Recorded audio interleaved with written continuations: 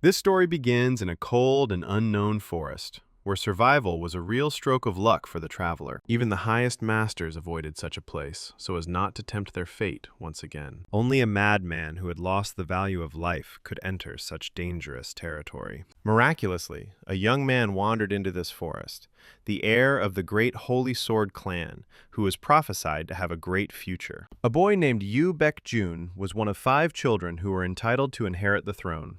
But, as is often the case, not everyone was willing to share power equally. He ran through the snow without looking back, not understanding how he ended up in this forest and why someone was pursuing him. Wounded, he continued to run, hoping to get out of the forest and find answers to his questions. Because of the snowstorm and the snow-covered trees, he doesn't notice the arrow flying straight at him. She pierces the young man's leg. Running through the cold forest was already difficult, and now, with a wounded leg, it became unbearably painful. Baek-jun, despite the pain, clenched his teeth and continued to run to save himself. But the pain was so strong that after taking a couple of steps, he fell onto the snowy ground. It seemed like it was all over. He was wounded and surrounded by people who wanted him dead. But through the snowstorm, a silhouette familiar to Baek-jun appears, and hope for salvation flares up in his soul. Coming closer, the stranger calls him Sir and says that it is better for him to die quietly than to try to survive. The man standing in front of him, with a cold and sharp sword in his hand, was not at all a stranger to him. Baek-jun, looking back, doesn't understand when everything went wrong. Perhaps if he had made a different choice that day, everything would have turned out differently, and he wouldn't have become a character in the game. But the story takes us back a bit, to the day when a strange offer to make a deal appeared before a young gamer. The idea was to complete a game called Hero's Path in an unusual way, and in return, any wish would be fulfilled. The boy took it as a joke. He had never seen anything like it before, and did not quite understand the sender's intentions and goals. Deciding to ignore the message, he continued enjoying his favorite game. Today, he managed to beat it with a new character, Yu Baek-jun, but he notices something strange. The online presence in the game was extremely low, as if he was the only player left. It was a game where gates opened between worlds, from which powerful monsters emerged that were beyond everyone's control. The action took place in a modern world, which was controlled by hunters who fought these monsters, and the hunters, in turn, were controlled by players. The game's premiere caused quite a stir, thanks to its well-designed world and exciting adventures. And also thanks to hidden elements and 5 different characters, each different from the other. She was popular despite being single, but it didn't last long. A year after the release, everything changed. The game's online presence dropped so much that it was considered dead. The game had only 5 characters, and if they died, the player had to start over.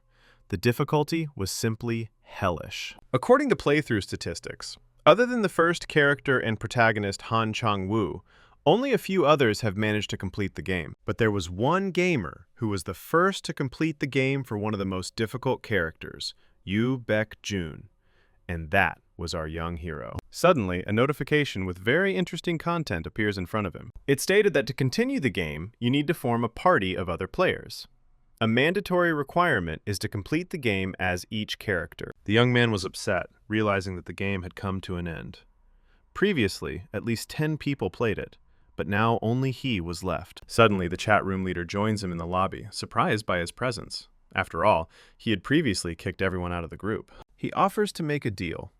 If the guy completes the game the proposed way, he will fulfill one of his wishes. The boy began to wonder, what could he do?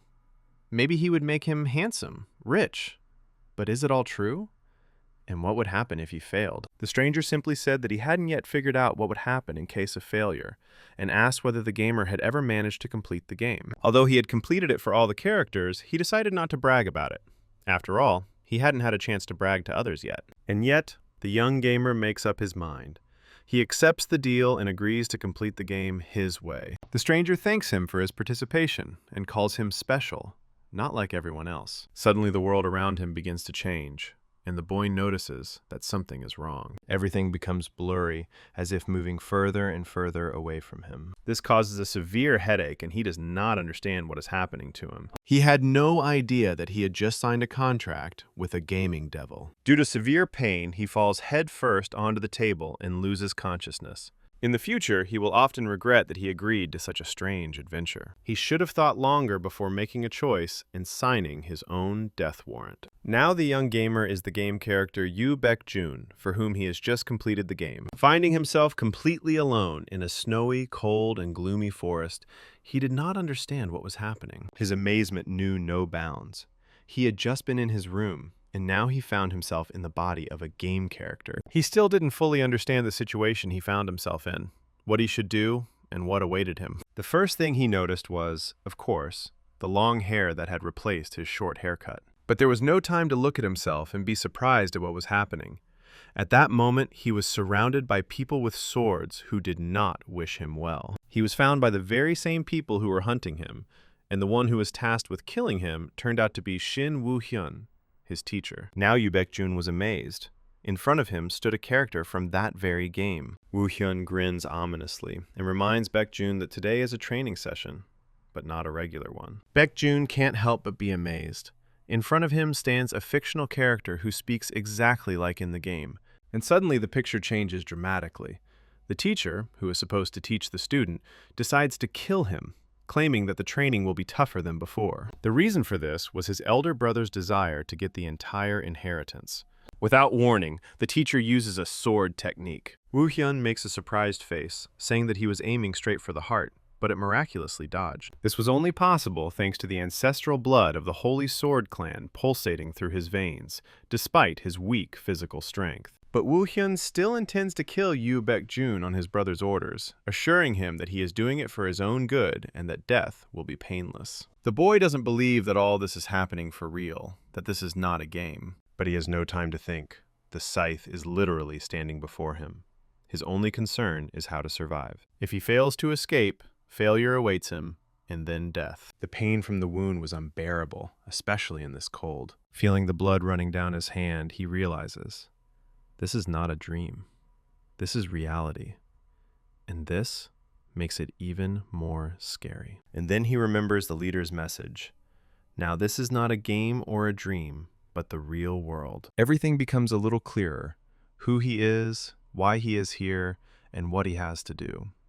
Now he is a real game character named Yu Baek-jun, and not a boy behind the monitor. Realizing this, he decides to think about the next step based on his gaming experience. Remembering this scene in the game, he understands that the only way out is to run as fast as possible. Run until exhaustion, without thinking about anything, just to survive. This decision surprised Woo-hyun, but he had no intention of letting the boy go. Unfortunately, Yu Baek-jun didn't manage to run far. He only managed to get a couple of 100 meters, which wasn't enough. Death was already standing behind him. Woo-hyun, following orders, was ready to deliver the decisive blow. Watching what is happening, Yu Baek-jun decides to wait calmly. In a couple of seconds, a pack of ice wolves should appear, just like in the game. Meanwhile, the teacher consoles his former student, saying that in the afterlife, he will not be alone. He will kill all his servants, including his humble servant, Sung-min. After that, he comes closer and asks about Yu Baek-jun's last words. But then Woo-hyun's comrades notice something is wrong. The snowstorm is getting worse. It seemed that something strange was about to happen. Something that could change the course of events. Realizing what's coming, Baek-jun decides to send his teacher packing one last time. Woo-hyun is surprised by the boy's insolence and stupidity. A pack of ice wolves, attracted by Baek-jun's cries, attacks them from the snow-covered trees, ready to tear apart anything that comes under their paws. But such a threat did not frighten the martial arts teacher. He was not a random rogue who had picked up a sword for the first time. For the master, it is just a wolf, which will not be difficult to overcome. But difficulties arose for those whom he decided to take as his assistants for such a bloody task. However, this didn't bother him at all. After all, such guys were just a resource for him that could be easily replenished. The wolves easily dealt with the students who were unable to resist due to fear. Their cries brought more and more ice wolves running. There were a huge number of them. Woo-hyun understands that he won't be able to pass by, but before that, he needs to deal with Baek-jun. But he was not stupid either, and could not miss such a wonderful opportunity to escape. The cold in the snowy forest sent shivers down my spine. Walking in such a blizzard was clearly not the best choice. The wounds that had been inflicted by Woo-hyun still reminded him of themselves and did not allow him to forget. Having run far enough, Baekjun decides to rest near a tree to recuperate and try to bandage his wounds using the knowledge from the game. Nearby, he managed to collect some herbs, from which he made a healing ointment that accelerated recovery. After which, a system window appeared, stating that he had managed to create a new ointment despite his inexperience, thanks to his outstanding medical skills. Now, such notifications will become a routine for him, and in some cases, they will even help him master a new world. The ointment worked. The wounds began to heal gradually, the bleeding stopped, and temporary resistance to cold appeared. This can be considered a great success, because knowledge of medicine in this world is more useful than ever. Previously, the boy spent 2 years completing the game, and now he can apply the knowledge he gained in real life. But even this did not change the situation. It remained just as difficult, and the next steps were clouded. Baekjun is the heir to the great Holy Sword clan located on Mount Sorak in Korea. The clan was founded by a skilled warrior known as the God of War, who once helped resolve the Gate incident, but after some time, he disappeared. Despite this, the Holy Sword clan rapidly developed thanks to the books he left behind, and became one of the most authoritative in Korea. One of the 5 children with the right to inherit the family was Baekjun. Playing as Baekjun and actually being him are, as it turns out, 2 completely different things for the young gamer. The latter is far more difficult. Although the wounds heal, the effect will last for a maximum of 30 minutes. There is almost no time to think. Now you need to act quickly, but carefully, to survive. Now, every decision affects fate, making life in this world even more difficult. But it also has a hero's path system that allows you to progress through quests and other game elements. It was a relief for him. Now he had a reference point and a direction to move in. As expected, Baekjun's skills were at 0, and he had a long way to go. But the joy was quickly overshadowed by the realization. With such characteristics, he is an ordinary ragamuffin in this world. Moreover, Baekjun's journey begins in a cold forest and with dangerous wounds. Now he needs to be even more vigilant and cautious. Woo-hyun still poses a threat. He has an artifact that can easily locate Baekjun. So sitting still isn't the best option. He needs to take action, despite all the difficulties he faces. It wasn't just the present that scared him, but also the future. After all, it was still unknown what he needed to do to stay alive until the end of Baekjun's path. The only way out is a certain labyrinth forest. There might be a chance there to escape this situation. Meanwhile, Woo-hyun and his students managed to defeat the pack of ice wolves and are now ready to set out in search of the escaped Baekjun. Woo-hyun's tracking artifact suddenly glowed brightly, indicating Baekjun's location. The next point is the Forest of Labyrinths, where everyone will have to be ready to risk their lives. Baekjun didn't waste a minute thinking. He purposefully moved towards the labyrinth, because now even every second was worth its weight in gold. There was no way he could stop. The longer he remained inactive, the closer death was to him. In the world of the hero's journey, monsters are humanity's main enemies, hunted by hunters. Difficulty varies depending on the type of gate and the monsters themselves. There are different difficulty categories: easy, difficult, complex. But there is one area that all hunters find particularly difficult and avoid. This is Mount Sorak, a hell on earth where monsters have built their own ecosystem and live in it like animals.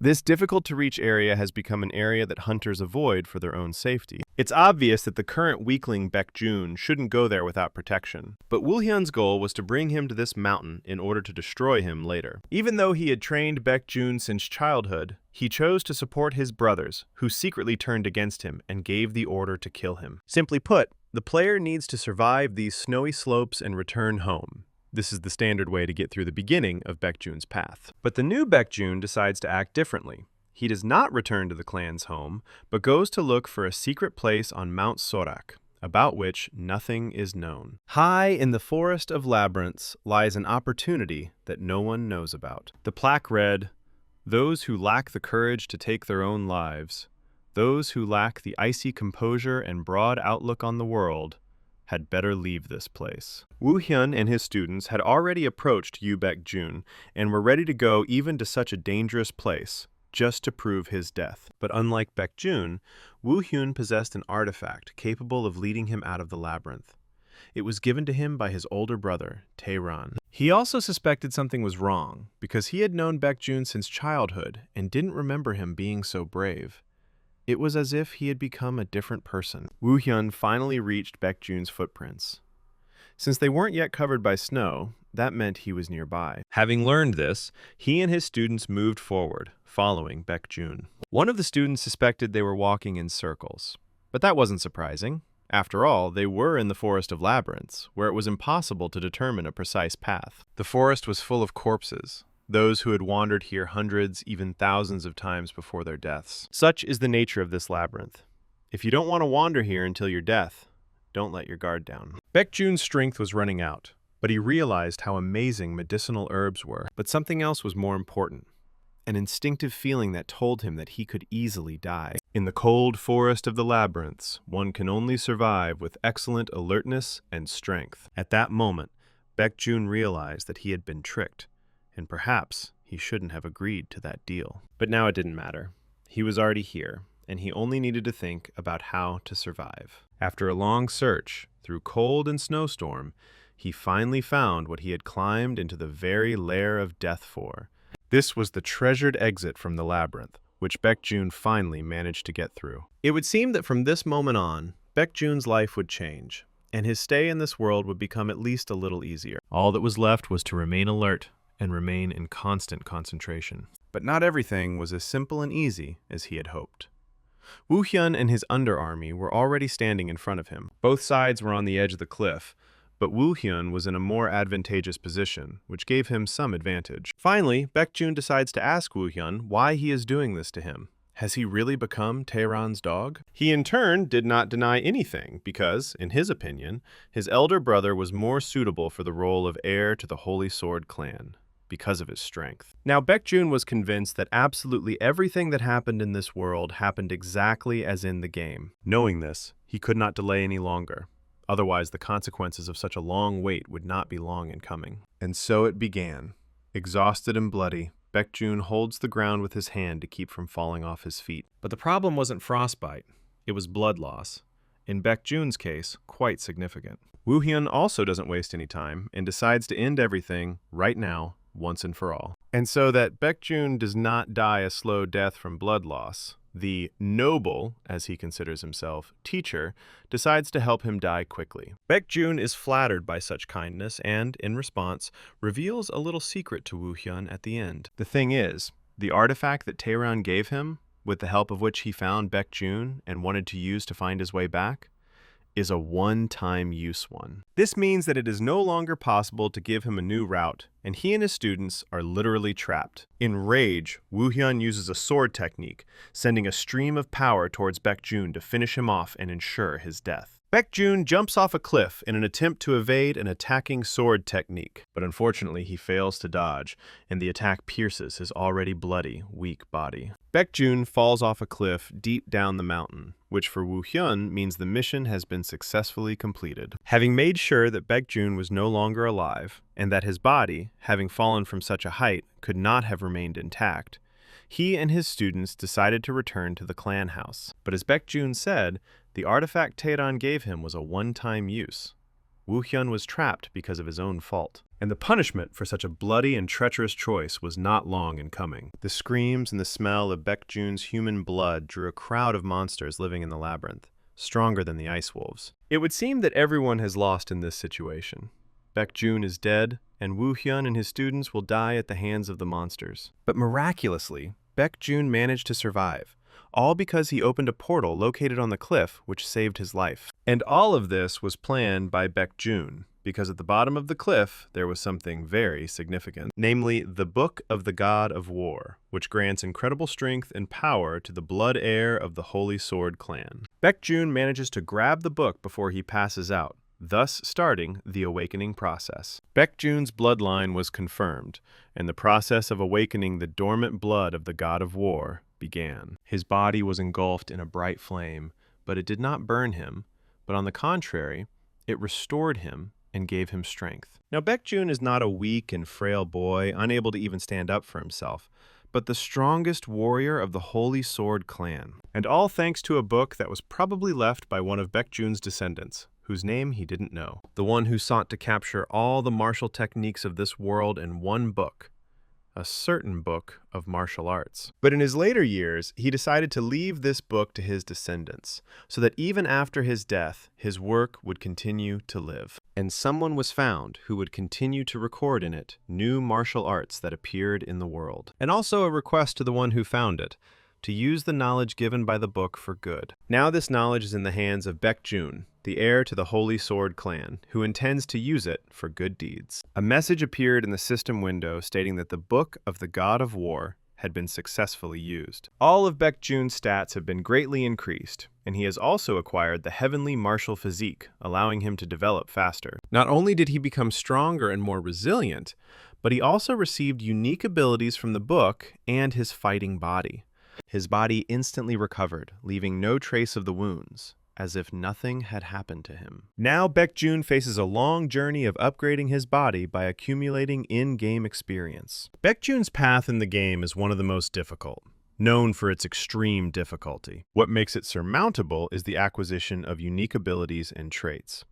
This is precisely what led our hero to make it this far. And the first trait to be learned is Heavenly Martial Physique, which is ideal for martial arts, increasing all body stats. This feature increases both the speed of stat growth and skill learning.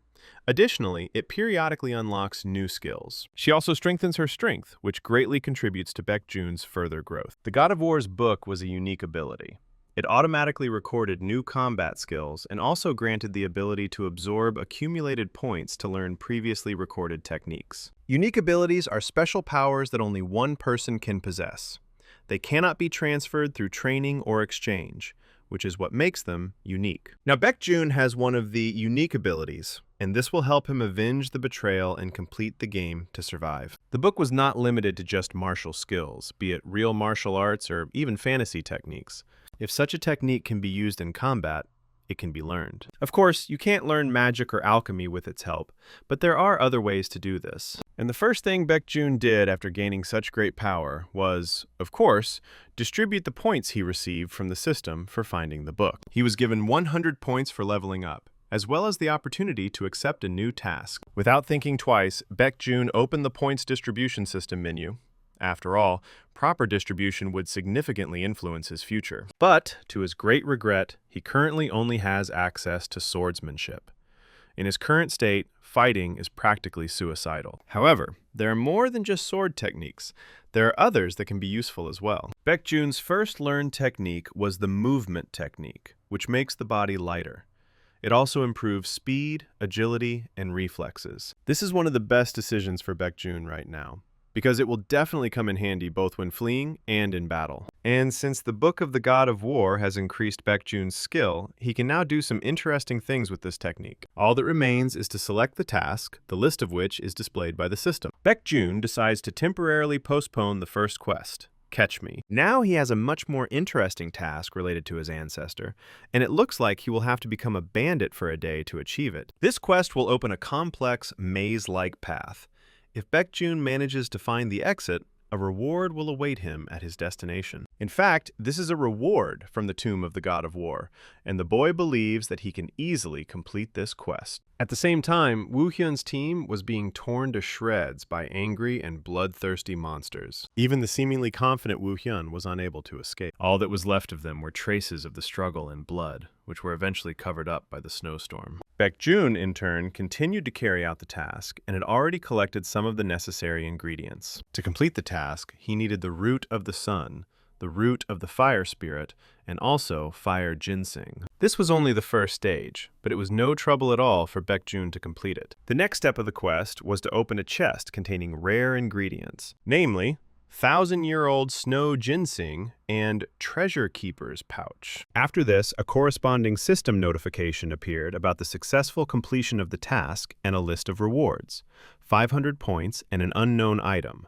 the Black Demon. Once the quest was completed, the system notified Baekjun that the Tomb of the War God had served its purpose and would be destroyed, so he needed to return to the surface. Baekjun was glad to be in such a place.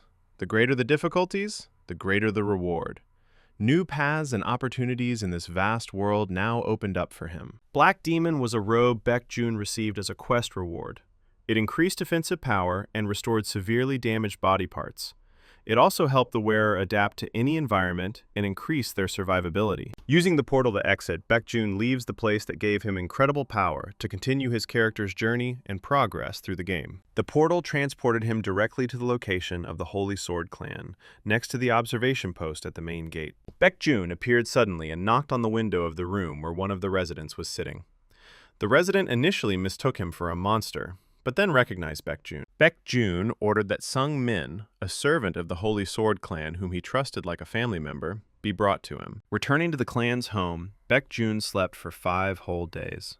Even though the Book of the God of War had helped heal his wounds, his body still needed rest. This raised concerns because there were no wounds or other signs of injury on him, as stated by the Holy Sword Clan's physician, Chu Junwan. Sung Min didn't fully understand what had happened and what would happen next to Baekjun, or whether he would even wake up. Right in the middle of discussing what happened to Baekjun, he wakes up and almost jumps out of bed, frightening the servant and doctor standing nearby. Baekjun looked like he had just run from a pack of ice wolves, scared, with a worried look and heavy breathing. Sung Min and Junwan were glad to see that Baekjun was okay. At least he was awake. Baekjun was surprised to see them, deciding that all of this was a dream, or even a dream within a dream, and that everything that had happened was just a dream. Opening the window, he saw the clan's territory. Before entering, students were preparing to go to the B-rank gate to fight monsters. Baekjun was extremely surprised to realize that he was currently in the Holy Sword Clan's house. But he was also upset, because now he was not just a character in a game, but a young gamer who had made a strange deal. For a moment, he thought it was all just a dream, but it wasn't. After what happened, Baekjun had a slight headache, and the doctor hurried to get some medicine for the young master. Sung Min, in turn, offered to bring food, but Baekjun stopped him to ask what day and year it was. He was a little disoriented. In the end, Baekjun returned home safely and completed the Catch Me quest, receiving 100 system points as a reward. Although he returned home as he had wanted, home proved no safer than the snowy plains. After all, this place is an extension of the estate of the Holy Sword Clan, where many fight with their fists for supremacy. And the children of powerful clans, in turn, fight for power within their own home, a kind of eternal epicenter of conflict. Taeran is the eldest son of the Holy Sword Clan family, one of the strongest. He is the one who wants to gain all power at any cost. There are also other heirs. Yu Jungyeon is the eldest daughter, Yu Kang-ho is the 3rd son, and Yu Min is the 4th daughter. And the last 5th one is Baekjun, the youngest son of the Holy Sword Clan family. There were 3 other children before, but they were killed at Taeran's behest. This could be called a typical power struggle among siblings. It's logical to assume that Taeran will be the clear heir. He has strength, power, authority, and authority. The other heirs understand this perfectly well. Realizing this, Kang-ho teamed up with Taeran, while Jungyeon was almost in despair, and Yu Min showed no interest in the struggle for the throne. He killed his 3 younger brothers to protect himself and secure his place, wanting to resolve the dispute over the inheritance as quickly as possible. In other words, he strives for absolute power and leaves no chance for others. Forming a coalition between the other heirs is out of the question. In the end, the clear winner in the race for the inheritance is Taeran, and he is also the main antagonist in Baekjun's path. Today is January 15th, 2035, and exactly 2 years from now, Yu Mu-hak, Baekjun's father, will hand over leadership of the clan to Taeran. But this will only happen if Baekjun does nothing, and Taeran will do everything to kill his younger brother. There is no time to waste. As soon as the elder brother takes over the post of clan head, his power will become final. Taeran has left to deal with the gate on Mount Sorak and will return in exactly 2 months. During this time, Baekjun must become as strong as possible. After all, only the strong can rule in this family. In other words, if Baekjun becomes stronger than his former self, the clan will recognize him. And, fortunately for Baekjun, there are many great teachers in the clan who can teach him all the intricacies of this world. His first step was to the physician's room to learn more about medicinal herbs. His past experience told him that such knowledge would certainly be useful. At this time, the doctor was on the 2nd floor, studying new herbs for future medicines and other purposes. He was quite surprised when Mr. Baekjun himself came to him with a very interesting request. Baekjun apologized for entering without permission and asked Junwan to simply watch him work. In this way, he wanted to become Junwan's student. This would help him better master the herbs and learn many new things. To become stronger, Baekjun must not only be able to swing a sword, but also know other vital elements that will help him on his way to becoming the strongest warrior. Baekjun replied to the doctor that he was interested in the current state of his health, so knowledge of medicinal herbs would not be superfluous. Junwon is a doctor who worked for the clan during the reign of the previous head. He not only loves his work, but is also exceptionally gifted. Moreover, he doesn't participate in the clan's power struggles. His only concern is gathering herbs and producing medicines. Much to his surprise, he has had no students until now. It wasn't that he had trouble finding students, on the contrary, but he had his reasons. He had studied the art of medicine all his life and wanted to pass on his knowledge to the people of the clan.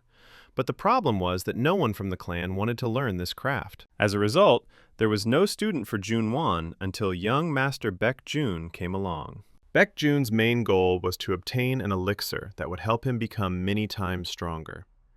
Junwon's skill in crafting oriental medicines would help him achieve this. Junwon was glad that he finally had a disciple from the clan who was willing to learn herbalism. Whatever one may say, the doctor was already quite old, and it took a lot of time to make new medicines, not to mention discovering something new. Baekjun told the healer that herbalism was exactly what interested him.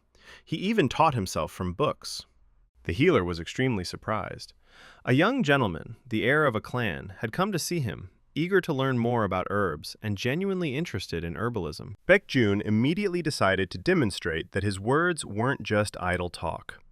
He identified by smell what herbs the healer was using and for what purpose. It was the scent of a combination of peaceful grass and sleepy flower, a medicine that helps relieve headaches and restore peace of mind. The doctor was extremely shocked at how Baekjun was able to identify the composition using only his sense of smell. The young gentleman also mentioned that books do not provide all knowledge, so he independently obtained and consumed herbs, thanks to which he remembered their smell. Baekjun noticed that he could smell another strange scent, similar to screaming herbs, which are poisonous. Although they are poisonous, if you burn them and then remove the poison, they turn into herbs that help restore a lot of energy. Hearing this, the Junwon clan's physician beamed as never before. Until now, he had never met anyone who was so passionate about learning herbalism besides himself. It was a great annoyance to the doctor that the young gentleman's talent lay not in martial arts, but in saving lives. If he weren't the heir of the Holy Sword clan, he could have become an outstanding healer on the level of Junwon, and perhaps even better. Baekjun decided to ask the doctor if he knew what had really happened to him.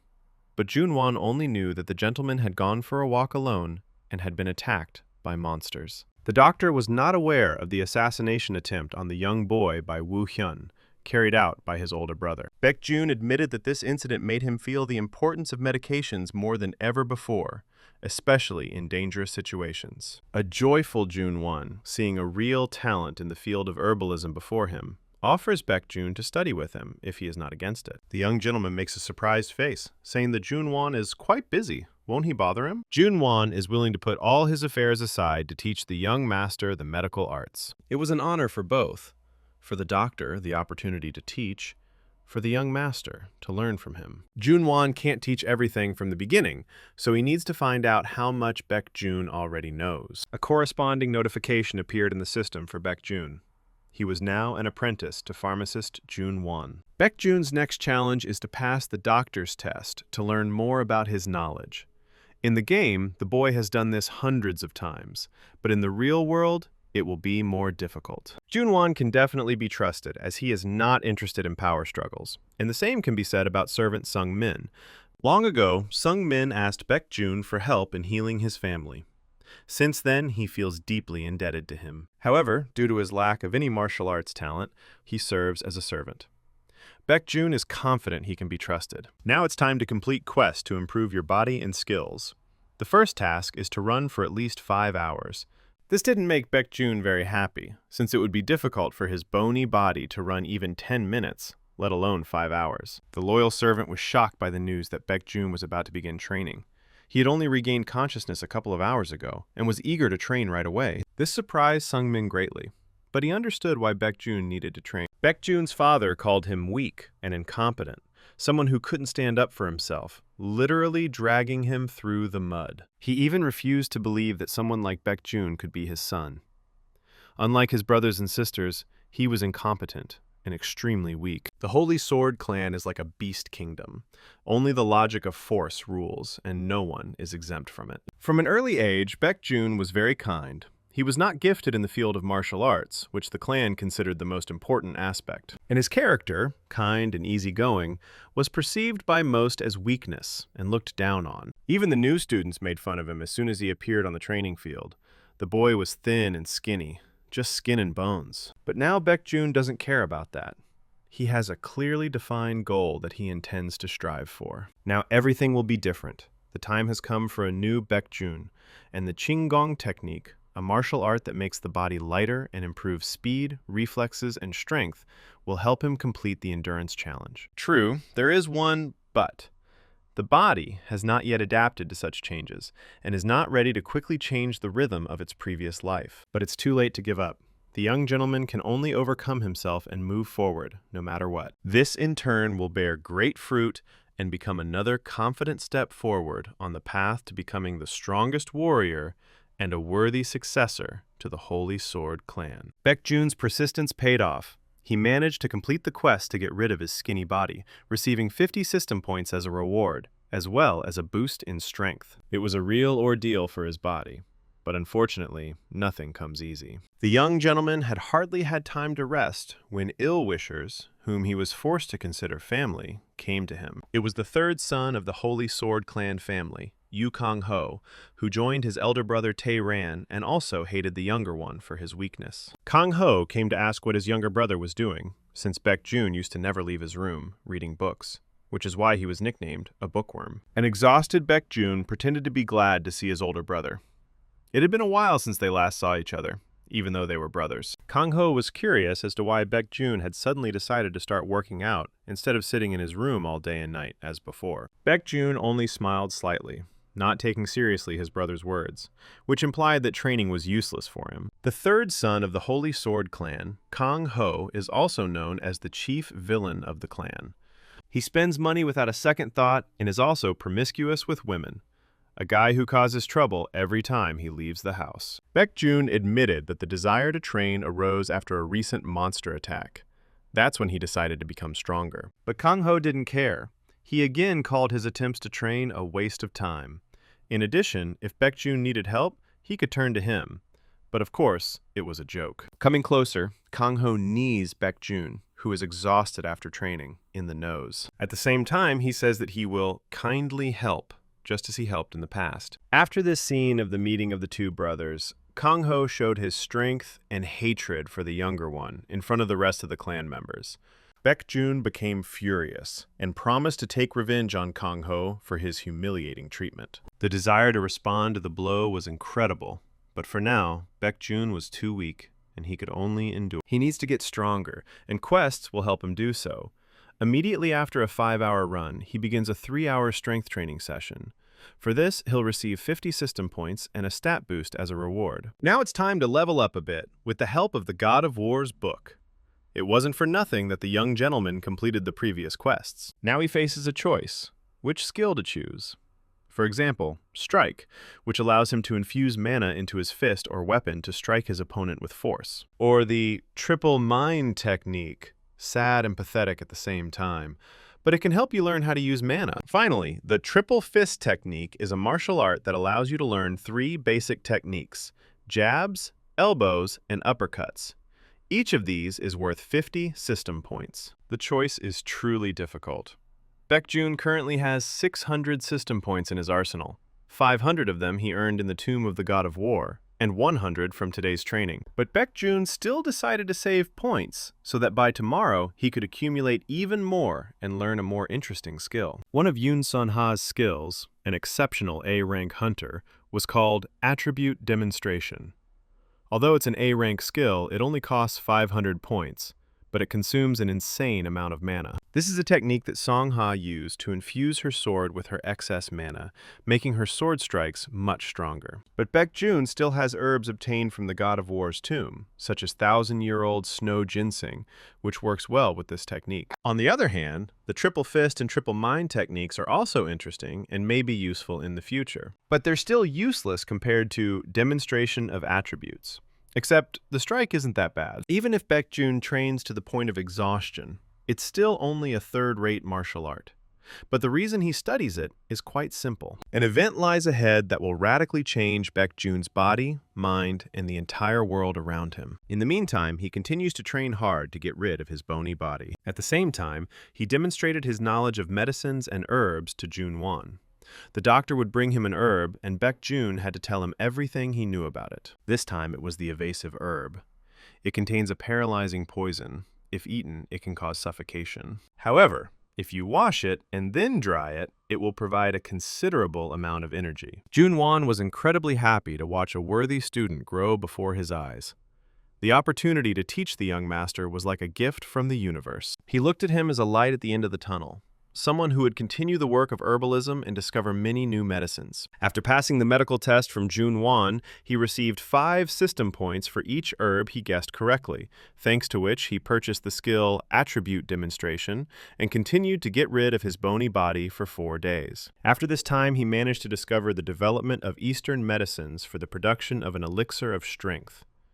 Using this skill, the medicine becomes 1.5 times stronger. The doctor congratulated him on completing his medical studies. He was now a great pharmacist and more talented than most. Baekjun also noticed an interesting feature of this world. No one but him could see the system window. Junwon didn't even mention it, even though it was open right in front of him. However, something else is important now. The young master needs to prepare an elixir of power. And for this, he will need Junwon's help. The doctor was quite surprised by such a proposal, since Baekjun was extremely talented. It was strange that he needed help. But Junwon was only glad and immediately agreed, and suddenly his surprise grew even stronger. In front of him, he saw the rarest ingredients, which you couldn't find even with fire. It was 1,000-year-old snow ginseng, along with several other herbs of similar rarity. Sunroot, fire spirit root, and even fire ginseng are a real paradise for a pharmacist. Junwon had many questions. One of them was about the monster attack. Did Baekjun really go there for a reason? The young gentleman apologized for not telling him about it earlier, and did not deny that he had gone to such a dangerous place to get rare herbs. The doctor treated this with understanding because he would have done exactly the same. And yet he was incredibly curious about what kind of medicine the young master wanted to prepare from such rare herbs. Baekjun wanted to create a pill that would increase the yang energy to such a peak that it would suppress the yin energy of the 1,000-year-old snow ginseng. And to do this, he will need to eat 1,000-year-old snow ginseng. The doctor's surprise knew no bounds. He realized that Baekjun's diligent training had been precisely designed to enable him to absorb such a powerful plant. And he, as a pharmacist devoted to his work, was only in favor of such experiments. A dark night, illuminated by the gentle, calm light of the moon, was witnessing a truly remarkable event in the healer's room. Thanks to Junwon's support, the effects of the Eastern medicines were further enhanced. Together they managed to create the most powerful yang pill, prepared by the hands of an incredible pharmacist and containing powerful yang energy. Now the young master has everything he needs to become stronger right now and make a name for himself. Not as a weakling, but as a competitor in the race for the inheritance. But before that, he didn't even know that this is how the herbs received as a reward from the tomb of the god of war were used. Junwon will monitor the situation so that in case of danger, he can immediately seek help. Baekjun confidently grabbed the pill and optimistically took his first bite. This will be another confident step forward for the young master, on the path to becoming the head of the Holy Sword clan. And suddenly a bright flame appeared, similar to what he saw when he first used the God of War's book. Something truly strange began to happen to his body. His eyes turned white, and a red aura appeared around him. Junwon merely watched, making sure the situation didn't worsen. Baekjun's body was engulfed in flames, seeming to burn away without even leaving ashes. Everything inside him was burning. It was unbearably hot. But the young master had to hold on to become stronger. As soon as the yang energy spread throughout his body, he immediately ate the 1,000-year-old snow ginseng. The taste and sensations were not the most pleasant, but there are no easy steps on the path to strength. After that, the body began to cool at an incredible rate. Cold energy pulsed through every cell. Yin energy began to freeze the surface of Baekjun's body, a monstrous sensation reminiscent of a cold labyrinth forest. Junwon began to worry about his master. Was it safe? Would everything be okay? but he decided to wait. Meanwhile, the yin energy continued to circulate. The only thing Baekjun could do was try to calmly channel it. The doctor grew even more worried and was ready to call for help. The young gentleman's life was more important to him than any research. But suddenly he noticed that this might be a cultivation technique used by the Holy Sword clan, although it was different from the one he knew. It was terrifying to watch, but at the same time, interesting and intriguing. Jun-won had a lot of questions. Baekjun decides to use the triple mind technique to better control his mana. A coldness enveloped his body, and a blue aura appeared around him, as if an Ice King had been born. Over time, Jun-won noticed that the energy had become calmer and began to circulate throughout the young master's body. Baekjun continued to control the energy within to ensure that the cultivation was successful. It was a true miracle. He was able to not only consume the 1,000-year-old snow ginseng, but also utilize the cultivation technique. But inside Baekjun's body, there was little joy. Such a process is incredibly difficult to control, but it was worth it. And after some time, the cultivation was successful. Baekjun became even stronger, taking another step toward becoming the heir to the Holy Sword clan. Now the young master should study his new body more carefully, what it is capable of, how and where to use it. Jun-won was curious about how the young master had achieved such a level. Asked how he had trained his cultivation technique, Baekjun lied, saying he had simply imitated someone else's performance. Having found a suitable and, most importantly, quiet place, the young gentleman decided to test what he was now capable of. But before that, it would be a good idea to find out his characteristics, what the system will help him with. His physical stats have increased exponentially compared to his previous levels. The elixir's effects also dramatically increase the growth rate of all stats and skills, as well as the rate of energy regeneration. One of the significant advantages for Baekjun now is that his mana rank is now B. This significantly improves his ability to use skills. He can now use the skill Attribute Demonstration, which manifests as an aura through the fusion of strength and mana. Songha's unique ability is Dragon's Heart. She possesses a special heart that allows her to generate an insane amount of mana. Baekjun concentrates his energy into one point, filling his hand with mana power. He slams the ground hard, testing out his new skill and his newfound strength. It's an extremely powerful strike, as befits an A-rank skill. The impact creates a crater in the ground, shrouding the area in cold, and small ice crystals swirl in the air. However, the skill requires an incredible amount of mana, which becomes a serious problem for Baekjun. But nothing else was to be expected. Songha created this skill specifically to control excess mana. The young master managed to avoid serious consequences thanks to the 1,000-year-old snow ginseng, which helped him better manage his mana. Songha herself is currently in the United States, and Baekjun would be interested in meeting her later. But there's no time for that now. It's time to prepare for the most important event, because from this day on, the attitude of those around Baekjun will change dramatically. Sunmin was surprised at how early the young master started waking up, and how early he needed to be brought breakfast, which is why he hadn't been getting enough sleep lately. But Baekjun was more interested in what the clan was doing this morning. He was no longer that weak boy, incapable of responding to rudeness. And today, Sunday, the clan members will be observing the training. Baekjun also received an invitation, but this humble servant declined. However, the young gentleman decided that today he should join his family. Taking part in such events is the duty of every clan member, without exception. Sungmin reminds Baekjun that he refused to participate as a child, never wanting to see anything like that again. But today, everything has changed. Today, Baekjun attended a training session with the clan members for the first time in a long time, causing a surprised reaction from everyone present. This training is an ancient tradition of the Holy Sword clan. New students practice in groups every morning. Martial instructors and clan family members oversee training sessions, a common practice for a martial arts clan. Baekjun had previously considered this tradition useless, but the clan leader had a different opinion. For him, it was an important feature of the clan. Muhak is the current head of the Holy Sword clan and Baekjun's father. The pressure here was really serious. All eyes were on Baekjun, because no one expected to see him here again. Next to Muhak stood instructors conducting training for new students. There were also those who rejoiced at Baekjun's return. The older sister was worried about the monster attack on her younger brother. Yu Jung-yun is the eldest daughter of the Holy Sword clan and a participant in the succession struggle. Baekjun was in a good mood and thanked Jung-yun for her concern. But there was also someone who didn't want to see him anymore. Kang-ho reproached Baekjun for weakness, claiming that he was a disgrace to their family. Being a member of the Holy Sword clan and facing death from a monster attack sounds extremely humiliating. But Baekjun needs to endure a little longer to prove his strength. Kang-ho was also accompanied by the clan's fourth daughter, Yu Min. She was unconcerned with the brothers' conflicts or the struggle for succession. Kang-ho took the opportunity to mention that Baekjun had been frequenting the treatment room.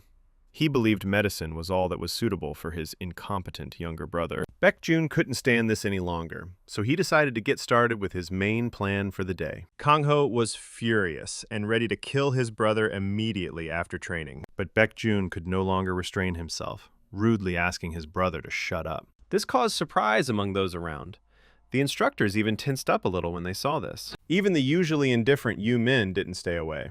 It seemed to have piqued her interest. Silence reigned. Baekjun tensed slightly. He'd expected a strange reaction, but not that much. Kang-ho was like a volcano, ready to erupt in anger. But Baekjun continued to escalate the situation, accusing his brother of an unhealthy lifestyle and misuse of funds. In addition, he advised Kang-ho to take better care of himself since he had time to run after girls. These words made Kang-ho furious, and he was ready to start a fight right in front of everyone. But Baekjun had other plans. His next goal was to gain his father's recognition. To do this, he turned to him with a request to teach him martial arts. After all, no one except the head of the Holy Sword clan knows more about them. However, Muhak was dissatisfied with this request, and the very fact that Baekjun was here. In his opinion, this was no place for someone who showed neither interest nor talent. But the young gentleman proves otherwise. Now he has both the interest and the desire to become stronger. However, his father does not understand this, because until today, Baekjun claimed that he did not want to learn techniques created for killing. Baekjun doesn't deny his words, but now he's changed his mind. Having found himself on the brink of death, he realized he had to learn to defend himself. These words interested Muhak a little, but he wanted to know more about his son's motives. The young gentleman states that he would like to study with one of the 4 instructors. Kang-ho intervenes in their conversation, calling it funny. After all, in his opinion, such a weakling has no right to education. The clan leader agrees with his words. He believes that Baekjun has no talent, and that training him would be a waste of time. Even if one of the combat instructors becomes the teacher, it will not change the essence. But Baekjun doesn't give up. He claims that he has talent, and he is ready to prove it. These words aroused the interest of everyone who heard their dialogue. They were especially curious about what exactly Baekjun was talking about. And he makes his main move, aware of the risk, but deciding to take it. He challenges Kang-ho to defeat him in a sparring match in a week. Kang-ho was astonished, not by his younger brother's courage, but by his stupidity. The difference in their strength, he believed, was colossal. He took it as an insult. Hearing something like that from someone who had never touched martial arts was ridiculous. But Baekjun was confident in his decision. He was only interested in his father's answer. Muhak approves of the fight. He is genuinely interested in seeing his son try to win. However, this will be Baekjun's last chance. If he loses, he will no longer belong to the Holy Sword clan. He considers this price fair. After all, loud statements should not be empty. Baekjun agrees and accepts the terms of the duel. This news surprised everyone, even those indifferent to the brothers' fight. Now the young master has exactly 1 week to prepare, to hone his skills and become stronger. If he defeats Kang-ho, he'll begin training with one of 4 instructors. The reward for the fight, you could say, is a new technique for free. His current opponent will be the Mana Scarecrow. It absorbs a certain amount of the user's mana and is able to move and attack. The young gentleman is full of optimism and confident of defeating his brother. After that, he will be able to learn even faster. Many clan members were amazed as they watched Baekjun train. In their eyes, he was still a weakling, but not for long. However, Baekjun didn't care what others thought. He continued training, perfecting the techniques he'd learned. His arsenal included the Qing Gong technique, which increased speed, as well as the offensive technique, Strike. Now he needed to squeeze the most out of everything he knew and could do. It wouldn't hurt to hone his mana attack skills and learn to control it better. After using the cultivation technique, Baekjun was overflowing with energy and strength. Moreover, the upcoming battle with Kong Ho provided even more motivation to become stronger in a short time. Although most people ridiculed him and didn't take him seriously, there were those who saw clear potential in him. 3 days had already passed since the start of his training.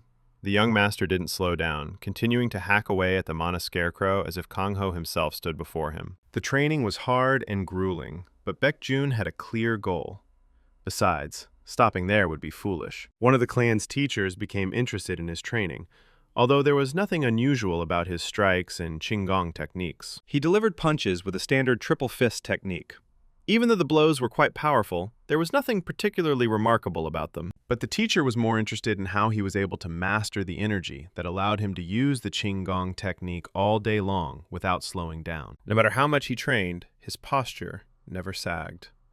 It was as if he'd known the technique from birth. Song A's observation was interrupted by senior teacher Yi Kun Mo, who was passing by and was on the side of senior brother Tae-ran and wanted to transfer Song A to his side. Taking this opportunity, Kun Mo asked Song A if she had changed her mind about supporting Tae-ran. Another day of training for Baekjun has come to an end. In just a couple of days, he'll be sparring against Kong Ho. The training grounds were pretty battered, but that was inevitable. The mana scarecrows were breaking one after another, like glass. But Baekjun was pleased with the results of his training. He realized he was getting stronger every day, not just in words, but in deeds. And the 1,000-year-old snow ginseng had significantly helped his endurance. Without it, things would have been tough. The boy was also worried about possible differences with the game. But fortunately, for him, this world was completely similar to the game one. While Baekjun was wondering what to do next, teacher Song A approached him, handing him a handkerchief so he could wipe away his sweat. The Holy Sword Clan has its own class system, which looks like this. The youngest students, followed by the teachers, then the senior teachers, above whom only the head and his blood relatives. Thus, senior and ordinary teachers support those successors who are closer to them in spirit. It is quite natural that the more support the heir has, the more advantages he has in competition. However, some teachers prefer to remain neutral, such as Song A. Enlisting her support would be a significant boost for Baekjun.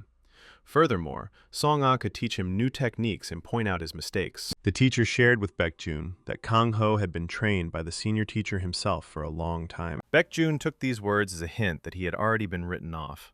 What was the point of fighting if he was going to lose anyway? Although Song A had meant something completely different, the young master was certain that this was exactly what she wanted to say. Be that as it may, he didn't challenge Kong Ho to a sparring match just like that. He had ideas on how to win. This greatly intrigued Song A. She wondered how Baekjun planned to win. After all, a simple fist technique wouldn't cut it. Baekjun saw obvious curiosity in her eyes, although he didn't fully understand what exactly attracted her so much. Song A is special. Most members of the Holy Sword Clan are interested in nothing but the sword. She, however, is interested in other aspects of combat. Her goal is to use everything to become stronger, including magic. This is what sets her apart from the others. But due to her position as a teacher, she had to be careful. After all, the Holy Sword Clan is famous for the fact that all its members use only swords in battle. So the fact that Baekjun exclusively used fist techniques greatly surprised her. The Holy Sword Clan is a place where only swordsmanship is studied. But Baekjun had a different opinion, which intrigued Song A even more. He justified his fighting style by saying that the god of war in the past used not only a sword, but also fist techniques, spears, and even a bow and arrow. He used all the possible means of fighting, so in Baekjun's opinion, limiting himself to just a sword is a stupid rule, and he does not intend to follow it. Teacher Song A was surprised by the young master's words. He, like her, was eager to learn everything that would help him become stronger. Moreover, no one knew why the god of war had left only sword techniques, rejecting everything else. The god of war himself never appeared in person in the game. Records about him existed only in a book supposedly left by him. Song A didn't mind Baekjun's views, and readily agreed to help him with his training. This is what the young gentleman was aiming for. With the support of his teacher, he could significantly improve his skills. Yet, something worried Baekjun. He was an outcast in the clan, and if Song A began training him, she might suffer the same fate. But it didn't matter, because, according to the teacher, she was also an outcast in the clan. Since they are both looked down upon, even if she becomes his mentor, nothing will change. Other teachers would have found 1,000 excuses not to train him, but Song A was only too happy to teach Baekjun. She didn't care what other people thought. and besides, she was incredibly talented. So Baekjun became Song A's student. They had a similar vision of combat, so there shouldn't be any problems with understanding. Han Song-ah is a hunter with the potential to become a magical swordsman like Song-ha. She has excellent control over mana, so learning the circulation technique won't be a burden. However, Baekjun forgot how different Song-ah the person was from Song-ah the teacher. She became a completely different person when she taught, and felt no pity for her students. Young Master Baekjun faces a new challenge, surviving Song A's extreme training. Song A's training continued all night, and it was only in the early morning that Baekjun was able to go home to recuperate. The teacher was pleased with the result and also surprised at how strong the young master actually was. The clan's primary technique was the mind technique, and mastering it took time. It was left behind by the god of war himself, and nothing better existed. However, Song-ah trained Baekjun with a slightly modified form of herself. She injected some mana into his body to strengthen him. She was extremely surprised by the size of his energy reservoir, popularly called Dantian. This volume was unusual for someone who had just begun to study mind cultivation techniques. Moreover, during the mana transfer, Song-ah sensed his vital energy and the balance of his physical state. It was as if this body had been gifted to him by the heavens. The teacher was amazed at how quickly Baekjun had improved his skills in such a short time. While manipulating mana, Baekjun understood how the teacher did it and decided to try to repeat it, even though he saw it used for the first time. Achieving complete control over this cultivation technique required countless hours of training and combat experience. Moreover, the young master always stayed away from martial arts.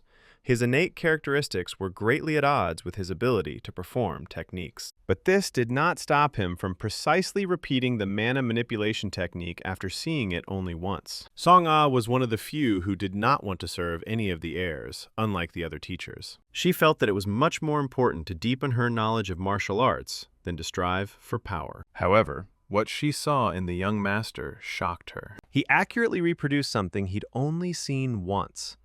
It takes extraordinary talent to pull off something like that. Baekjun possessed a talent that was simply unfathomable. Perhaps he harbored the greatest potential of all his siblings. If Baekjun didn't stop there, he could reach unprecedented heights, and Song-ah was ready to help him. After all, the young gentleman was interested in martial arts just as much as she was. And although she never intended to support any of the heirs, she found something special in Baekjun that could change her mind. But Baekjun still had a long way to go. For now, he needed to hone his existing skills and develop new ones. This was quite feasible for him thanks to the system, with its quests and skill upgrades for the points earned. Through the tasks, he managed to interest Song A. The first stage of the task was to train his fist skills instead of the sword. The second is to talk about something that is likely to interest Song A. And, what is no less important, to possess the greatest talent. So he managed to fulfill all the conditions. After which, Song A taught him two important skills. One of them was the mind soaring to the sky technique. Developed by the god of war, it involved accumulating mana to activate one's physique.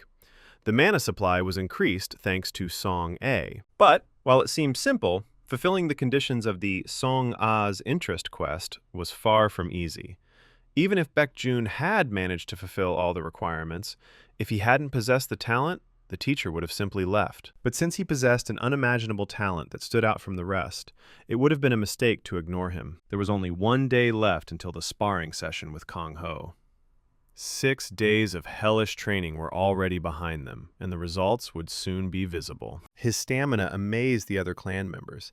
Some even thought he'd exhaust himself before the sparring session began. Training under Song A was truly amazing. She often pointed out his mistakes and never allowed him to rest. The clansmen were amazed not only by Baekjun, but also by how strict Song A was as a teacher. Such training seriously exhausted the body. But for Baekjun, it was necessary to achieve his goal. The final day of preparation ended, as did Song A's extreme training. Baekjun was extremely exhausted.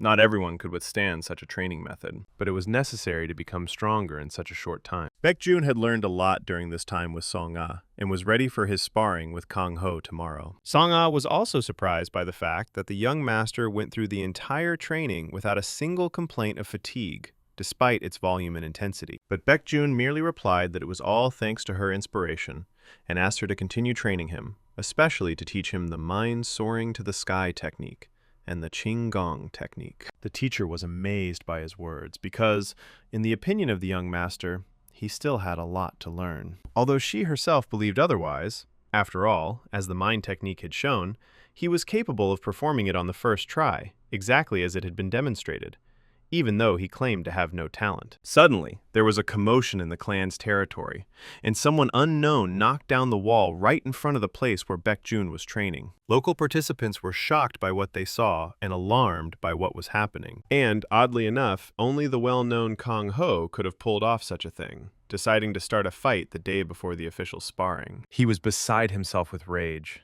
Anger seemed to have enveloped him from head to toe. His mind was filled with anger at Baekjun. Without any explanation, he started causing trouble right in front of the teacher and other clan members. The teacher was surprised by Kang Ho's appearance, but Baekjun asked her not to interfere. Song A was surprised by this, not fully understanding what was happening. As soon as she turned away for a moment, Kang Ho had already rushed towards Baekjun, who had no strength left after training. Kang Ho hit his younger brother hard in the face, but he didn't have time to dodge. He then grabbed Baekjun's clothes, ignoring everything around him. Kang Ho thought his younger brother was making fun of him by challenging him to a sparring match. But Baekjun pretended not to understand what he was talking about. Kang Ho was outraged that Baekjun did not refuse the sparring, thereby humiliating him in front of the others. Baekjun didn't understand why he should refuse. After all, it was he who challenged his older brother to a sparring match. For Kang Ho, it was humiliating to fight against his younger brother, who he thought couldn't defeat him. However, Baekjun decided to respond to Kang Ho's rudeness by squeezing his hand, which surprised Kang Ho. Baekjun didn't understand why his older brother was so nervous. If he was really stronger, he shouldn't be afraid of losing. Besides, since their father had approved their fight, neither of them could refuse it. Baekjun squeezed Kang Ho's hand even tighter, which began to surprise the clansmen standing nearby, and made them wonder if the fight would start right now. Kang Ho's words made him feel uneasy. After all, he really would have to fight with his younger brother. Unexpectedly, Kang Ho decided to blame everything he had said earlier on his own stupidity. There is no point in arranging a fight now if the official sparring will start tomorrow morning. Baekjun was slightly surprised by his brother's change of heart, but that didn't change the point. Kang Ho merely added that there were no rules prohibiting taking an opponent's life during sparring. The long-awaited day of sparring between the two heirs of the Holy Sword clan had arrived, the outcome of which would decide whether Baekjun could continue to belong to the clan. John Yan and Yu Min had already climbed up to the observer seats, eagerly awaiting the fight. After all, it was Baekjun himself who had issued the challenge. It was truly amazing. A quiet and calm boy who had no desire to study martial arts suddenly challenged one of his brothers to a sparring match. Kang Ho arrived quite early and was fully prepared for battle. His last encounter with Baekjun only added fuel to the fire. The senior teachers were also already there. They all supported Taeran, and therefore Kang Ho. This was of particular interest to Jong Yun, as she was still involved in the inheritance struggle between the brothers. And since the other old men had already chosen their favorite, she wanted to attract Jaeyeon's attention and win her over to her side. At this time, the situation was getting tense. Baekjun was already approaching the sparring area. He was not afraid, even despite what had happened yesterday, and walked as confidently as if he had already won. Only Song Ah was worried, because even though Baekjun was quite strong, Kang Ho was famous for his cruelty during fights. The older sister was also surprised to see that teacher Song Ah had also come along with Baekjun. But Baekjun didn't care at all. Today seemed like a completely ordinary day to him. However, he was worried about Song Ah's expression, who was worried about his sparring. Although she didn't think that the young master would lose to his elder brother, and was even confident of his victory, the teacher continued to worry. Baekjun merely remarked that everything would be fine. Sung Min was also worried about him, but soon came to believe in his master's abilities. The only reason Song Ah was worried was that even if Baekjun won, he might come out of this fight crippled. But Baekjun didn't care. He was confident that he had become strong enough to defeat Kang Ho without much effort. Although Song Ah was not the young master's official teacher, she worried about him as if she had been teaching him since childhood. This slightly embarrassed her. It could be said that Baekjun was her first student with such talent, and she really didn't want to see him beaten up. Their dialogue is interrupted by the arrival of the clan leader, who announces that the battle is about to begin and it is time to get ready. It's time to get ready.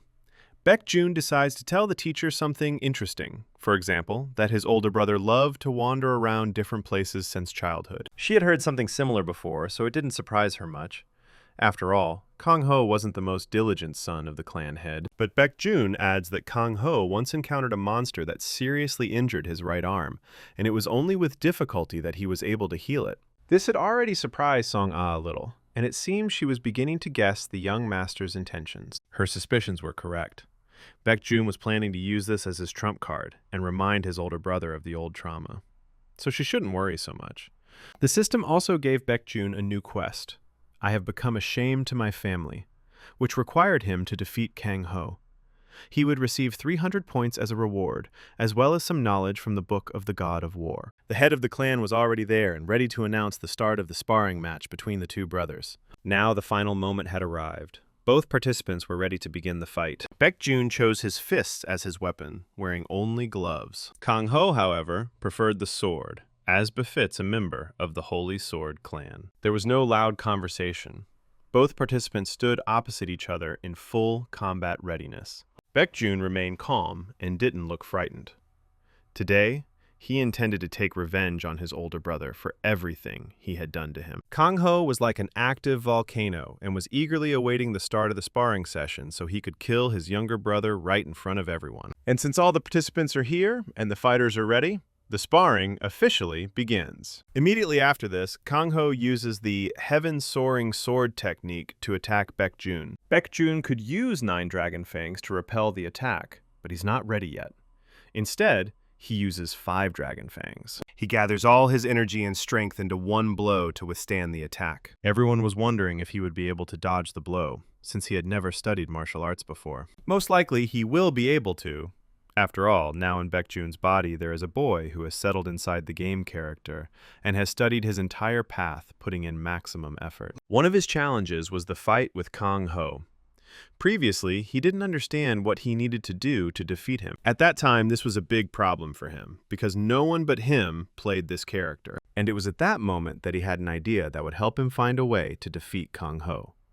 The method, though vile, was effective. Since it was a game, it had some fun features like skill combinations, which he took advantage of. Baek-jun was going to use the same thing this time to defeat his older brother. To do this, he needed to understand how to combine skills in the system window. Thanks to the fact that this world was identical to the game 1, it took a little time, and he managed to create his first combination. The first combination was the Earth Slam, a powerful kick to the ground that raises dust and sends rocks flying at the opponent. Kang Ho didn't take this technique seriously, believing it couldn't harm him, a decision he soon came to regret. The stones turned out to be quite powerful, and not only hit the enemy, but also seriously wounded him. The thing was that it wasn't just Earth Slam, but Earth Slam plus attribute demonstration, making the flying rocks even stronger and more dangerous. They were incredibly fast and sharp, like the blades of a knife sharpened by a highly skilled craftsman. This use of technique greatly surprised Kang Ho. He couldn't even defend himself properly. The stones cut through every part of his body, completely ignoring his clothes. The older brother just kept calling it a dirty trick without putting up a proper fight. Baek-jun continued to attack. His next move was Strike, a powerful punch to Kang Ho's face. The blow was so strong and unexpected that it easily knocked the older brother off his feet. Kang Ho tried to counterattack by swinging his sword, but it was too late. Baek-jun had taken a dominant position. He struck his opponent's old, injured arm. Everyone around him was shocked by what they saw. Kang Ho himself was no less stunned. He felt the full force of the blow. The pain was unbearable, and his scream seemed to be heard a kilometer away. But the elder brother was not going to give up, and in a rage he rushed at Baek-jun, waving his sword in different directions. Baek-jun easily dodged the weakened opponent's weak attacks using the Qinggong technique. He even found time to mock his older brother, who had threatened to beat him up, but everything turned out the other way around. Kang Ho was barely able to stand, while Baek-jun didn't have a single scratch. Even despite the damage he had received, Kang Ho continued to believe in victory, but, alas, to no avail. Baek-jun, emerging from the battle unharmed, continued to mock his brother. He asked Kang Ho if he ever wondered why his father allowed him to roam freely, despite his behavior. The reason was his talent. Kang Ho was indeed talented, but he used his gift to humiliate others. Baek-jun hints that Kang Ho is not really a talent, but just a spoiled brat who is worthless without his father's help. Enraged, Kang Ho continues the fight, trying to somehow hurt his opponent. But Baek-jun doesn't stand aside. He counterattacks with a fist technique, confusing his opponent. The older brother decided that he had gone crazy, and that attempts to block blows with bare hands were an act of arrogance. But Baekjun thought differently, and confidently blocked his opponent's attack with his bare hands. Not only did he successfully parry the blow, but he also managed to concentrate his energy for the next attack. Kang Ho was amazed by his younger brother's resilience and strength. Just recently, he hadn't even wanted to know about martial arts, but now he was easily defeating him. The final nail in Kang Ho's coffin was the attributes demonstration plus strike combo. With a powerful blow, Baekjun proved his strength according to the laws of the Holy Sword Clan, where the weak are devoured by the strong. This blow was the finale of the sparring between Baekjun and Kang Ho. He proved to everyone that he is no longer who he used to be, and that he is worthy of recognition. However, due to the clouds of dust, it was difficult for spectators to determine who had won, even though everything was already clear. And yet, through the cloud of dust, the silhouette of the winner became visible. It was officially Baekjun. For Baekjun, winning the sparring match had additional bonuses. He received 300 system points and also increased his knowledge of the Book of the God of War. And since he is now stronger, he has the right to possess power, the mansion, finances, and everything that previously belonged to Kang Ho. This was the reward for the winner of the sparring match. The result, of course, surprised many in attendance. In just 1 week, Baekjun managed to fully master the enhanced energy and attributes. Even though Song A taught him the techniques of circulation and Qinggong, he still mastered most of them on his own. Moreover, he learned the fist and enhanced energy techniques entirely on his own. Even his senior teachers found this hard to believe. Even the older sister, Jung Yun, was shocked by what she saw, as well as by her younger brother's strength. Since childhood, his father had been trying to train the young master, but he had failed. The head of the clan was also surprised by the results of the fight. He was sure that Kang Ho would win. However, Baekjun's victory in this sparring match made him smile. After all, such talent now ran in their family. The young master had used up all his mana and was completely exhausted. If the fight had dragged on, the outcome would have been completely different. Baekjun was surprised by how fiercely Song-ah supported him, sincerely worried that he might get seriously hurt during the fight. It seemed as if he could ask her right now to become his official teacher, and she would immediately agree. If it were a game, he would have done so. But in this situation, he decided that there was no need to rush. Meanwhile, Muhak sent a servant to bring Baekjun to him to discuss the details of the victory, as well as the choice of a mentor. Baekjun understood this perfectly well. So after changing his clothes, he immediately rushed to the clan head's room. Kang Ho was beaten beyond recognition, and now the clan's chief physician, Jun Won, will be in charge of his treatment. And since he was beaten by the youngest in the family, who had only trained for a week, his reputation in the clan was ruined. In Muhak's room, the senior teachers were waiting for Baekjun, curious to see which one of them he would choose. His father also didn't mind talking to him in person. After what he had seen, he had something to ask his youngest son. He acknowledged Baekjun's desire to learn martial arts and how he expressed it in sparring. Baekjun had expected such a reaction, because receiving his father's recognition was important to him. The senior teachers were the pillars of the Holy Sword Clan, and only those with talent could learn from them. Muhak asked Baekjun if he really thought he had talent. Baekjun's response was immediate. He was confident that he had talent and was capable of developing it further. The servants standing nearby were surprised by his words and began to worry that he might say something unnecessary. Muhak noticed that he definitely had a warrior's spirit. However, not all the teachers could train him at once. Therefore, he needs to independently choose one of the senior teachers who will continue his education. But if the senior teacher refuses, Baekjun must accept. His father believes this is necessary to ensure that the clan's pillars are not controlled by blood relatives. Baekjun understood this, and knew that some senior teachers were already favoring certain successors. So he needed someone who hadn't yet chosen their favorite. Such a teacher was found, Ja Yun, who maintained a neutral position on the succession issue. She had the most experience and had served Muhak for a long time. She put maximum effort into developing the clan's fencing skills instead of participating in the power struggle. Among her students were even combat instructors, such as Song A. Her influence was assessed by criteria such as the cultivation of talent, the development of fencing, and her overall contribution to the life of the clan. The instructor with the most influence in the Holy Sword Clan was Ja Yun. But as Muhak said, the teacher also has to approve of Baekjun's choice. or refuse. The other teachers considered Baekjun's attempt to become her student a failure, as she didn't accept heirs as students. Even Tae-ran, the most gifted boy, was only taught the basics. Therefore, many of those present in the room considered Baekjun's attempt to be stupid. But teacher Jae-yun had a completely different opinion. Before passing judgment, she wanted to make sure of one thing. This turn of events slightly surprised those present, but for Baekjun, it was extremely intriguing. Jae-yun wanted to check if he really had talent and wasn't just putting on a show, and the result amazed her. The boy truly did possess an extraordinary gift. She called him perfect. The other teachers were also delighted with her reaction. They were also curious about what exactly she meant when she called the young master perfect. Jae-yun said that Baekjun's physique was flawless and perfect, as if his body belonged to a heavenly god. It's time to give a verdict. But it seems the answer was already obvious. Jae-yun recalled that up until now, she had rejected requests from other heirs to become their mentor in order to avoid getting involved in the conflict. However, now she is ready to go against her principles and take young Baekjun as a student. Moo-hak was surprised by her decision, but did not challenge it, respecting the senior teacher's choice. From this day on, Jae-young becomes Baekjun's combat instructor. Everyone else can leave the room. But Baekjun had one more small but strange request. The father didn't mind listening to her. After all, the younger son won the sparring match and had the right to vote. Baekjun's request was to be allowed to use the clan's treasury.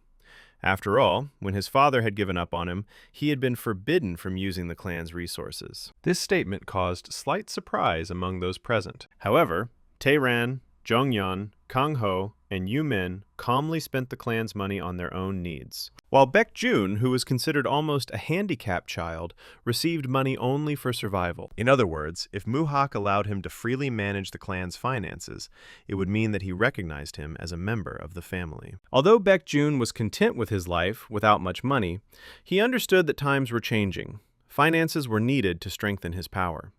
His father agreed and ordered that all of Kang-ho's wealth be transferred to him. This should serve as a lesson to the eldest son, so he can learn from it.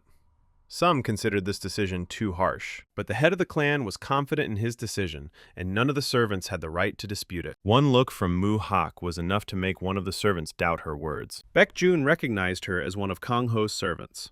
Who else would fight so hard for his rights? Father, however, believed his decision was the right one, as Kang-ho had begun to live idle and neglect his training. This punishment wasn't harsh. It was only because he had some talent that his father turned a blind eye to his misdeeds, until recently. But Kang-ho had become relaxed and weakened. Today's fight was proof of that. Baekjun had crushed him. On that note, the ceremony concluded. After everyone left, Jae-yun stayed in Moo-hak's room to discuss the details of the training. The head of the clan was interested in what exactly she saw in his youngest son that made her decide to take him as an apprentice. She had never encountered anyone with such talent before, despite having trained countless young men and women. Perhaps Baekjun could even rival the clan leader. For Moo-hak, all this seemed strange. After all, for many years he had not seen even a hint of talent in his son, but he only thought that way until today. Perhaps it was influenced by the monster attack, after which Baekjun was unconscious for several days. Jae-yun believes that such a possibility exists. That incident could have somehow influenced Baekjun's current abilities. Now the future of his youngest son became truly intriguing for Moo-hak. Will Baekjun be able to compare with the head of the clan? At the very least, he could become a new variable in the struggle of the Holy Sword clan's heirs. Baekjun only had 2 days to recover from the sparring, after which he would begin training under Jae-yun. For winning, he also unlocked a new ability for the book. He could now spend points to gain new features. Previously, he could only learn and improve his skills or adopt them from others. Now, he can acquire new abilities on his own. Traits are essentially a person's talents, such as immunity to poison or increased mana regeneration. There are many special forms of them, but they cost more. In addition, some events can only be activated once Baekjun gains certain traits. He still has about a month and a half before Tae-ran returns. During that time, he needs to acquire the best features he can. After all, once the older brother returns, his target will definitely be Baekjun, so he needs to become as strong as possible. His next goal was to show himself to the public. And to understand how best to do this, he decided to first find out Sung Min's opinion. Min's son was slightly surprised by the gentleman's decision. Baekjun was interested in the upcoming auction, which would take place next week at the Somnium Bar. Baekjun also needs to understand that his actions are happening in-game, so anything he tries will have a strong butterfly effect. For example, the enemy base might change, or something else. That is, it will be much safer to entrust Sun Min with the execution of tasks than to take risks yourself. Moreover, due to Ja Young's tutoring and financial management, time was critically short. Given Kang Ho's savings, managing his finances became even more challenging. He also received a black card, which only 0.1% of people use. The Holy Sword Clan, though, lives far from civilization, on Mount Sordak itself. Their wealth is more than just a rumor, considering how much they earned from clearing the gates of monsters. And since Song-ah herself brought the map to him, from that day on, she became his official teacher. This means that from now on, Song-A will only teach him and no one else. An official teacher is another rank in the Holy Sword Clan's hierarchy, but the duties are more like a secretary's position. However, many teachers were not against such a position, since it was also beneficial for them. Since Song-Ah was one of the most talented teachers, she was ideal for this role. Just recently, Song-Ah hadn't wanted to teach anyone, having no interest in other people's talent. But everything changed in an instant. For some time, Baekjun will have to focus on training, and also learn one, or better yet, two specialties. The first feature was the C-rank Stimulator, which allows the body to withstand long-term stress and recover faster. The price for even such a low rank was 300 points, significantly more than skills. But since the effects of the 1,000-year-old snow ginseng had worn off, such a trait was vital for Baekjun. After all, it was thanks to ginseng that he could train day and night without stopping, as if he didn't know what fatigue was. So Stimulator became his first trait, replacing the ginseng effect. Next, he had to learn a new skill. In the world of the Path of Heroes, there are two ways to gain skills. The first is through training, which allows you to unlock and hone a skill. The second is through a skill book. It contains all the necessary information and grants a skill after reading it. But the problem was that skill books were incredibly rare. Sure, low-rank ones weren't hard to find, but higher-rank ones required a lot of effort. Therefore, for Baekjun, the most optimal way to learn skills is through training. Moreover, he is currently being taught by his senior teacher, Ja Young, which accelerates the process. And books are a matter of luck. Thanks to the God of War's book, he'll be able to use this method at any other time. Right now, he should focus on training. And training under the guidance of one of the best senior teachers, Ja-yeon, will be incredibly beneficial. Before training began, Ja-yeon didn't mind offering Baekjun some tea so she could ask him a few questions. But Baekjun was not a tea lover and had a dislike for it for personal reasons. However, he didn't mind answering the teacher's questions. He was even glad about it. She was interested in what exactly he wanted to learn, since he'd asked to become her student. She expected to hear something like, "I want to learn a new sword technique," but Baekjun was interested in hand-to-hand combat techniques. This is exactly what he wanted to master, new fist techniques. This was a shock to Ja-yeon, as usually the clan's heirs only wanted to learn sword techniques. The sword is the symbol of the Holy Sword Clan's martial arts, and is also what all disciples and blood relatives study. The heaven-soaring sword technique is powerful on its own, but becomes even more powerful with high mastery. This request greatly surprised the teacher, as Baekjun was one of the few who wanted to learn something other than sword techniques. Baekjun understood this perfectly well and confidently persisted in his goal. After all, the God of War used everything he could find useful in battle, not just his sword. Of course, the young master did not claim that he intended to completely give up swordsmanship. Fist techniques will be just the beginning on the path to learning all types of martial arts, just as the God of War did in his time. Ja-yeon was pleasantly surprised to hear this, and hoped that Baekjun's words were not just empty words. That was why he chose her, the senior teacher, because she had researched the martial arts previously used by the God of War. This intrigued Ja-yeon even more. After hearing these words, she truly became curious about what the young master was capable of. So the teacher agreed to teach him various techniques.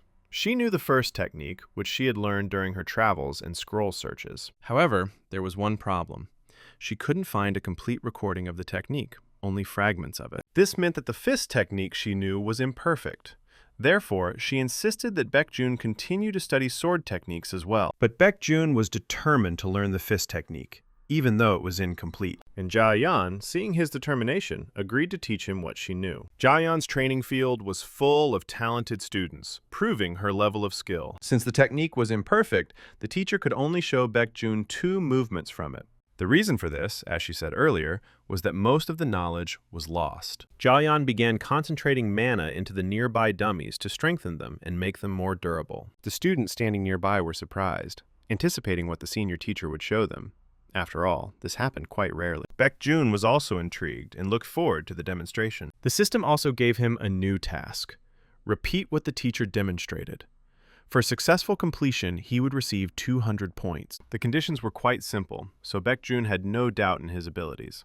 After all, he was incredibly talented. After filling the mannequins with mana, Jia-yan asked them to watch her as closely as possible. The next move she was going to demonstrate was called Sky Destroyer. It's time to show off Jia-yan's fist technique, which she will be teaching Baekjun. She concentrated all her energy and strength around herself.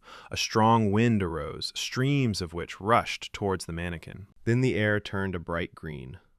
The sight was truly breathtaking. Next, Jia-yan gathered all her energy into one point, her fist, which became like a fire, as if ready to burst into flames. Then, using the Qinggong technique, she quickly moved towards the target to deliver a precise strike. Thanks to her skill, Jia-yan successfully applied the technique and hit the dummy.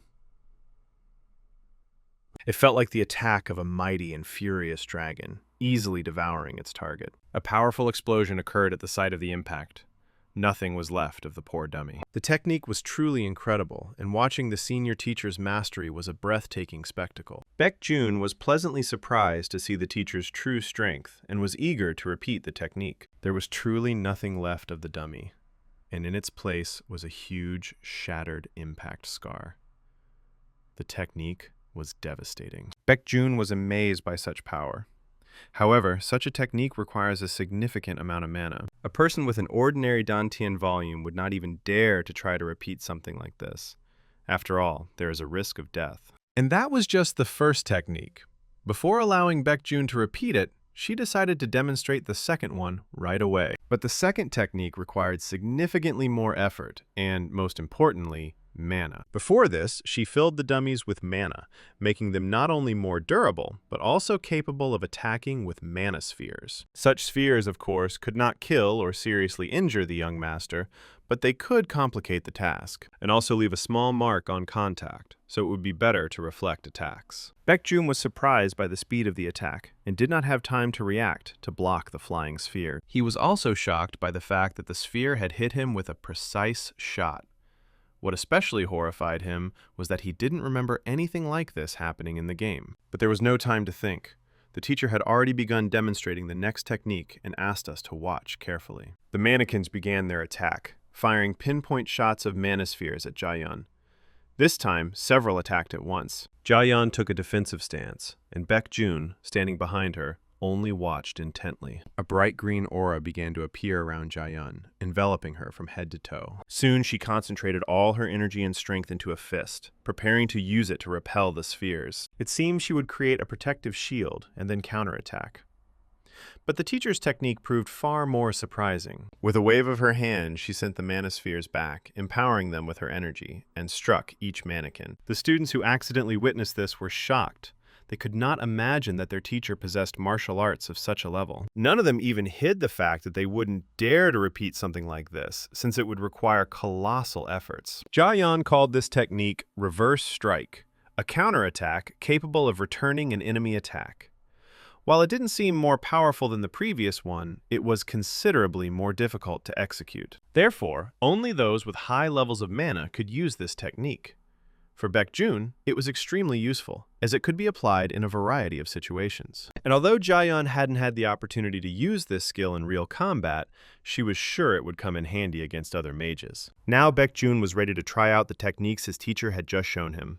Jia-yan's reaction spoke for itself. She was extremely surprised by his determination to repeat the technique right now. The young gentleman was ready to repeat techniques that required long training immediately. The other students were also waiting with interest to see what Baekjun would ultimately demonstrate. The senior teacher did not stop the young master from trying to repeat the attack, and began to fill the dummies with mana again. Still, she wondered, Did he really want to start with the second, more complex technique? Baekjun, of course, was determined and confident in his abilities. Jaeyeon was shocked.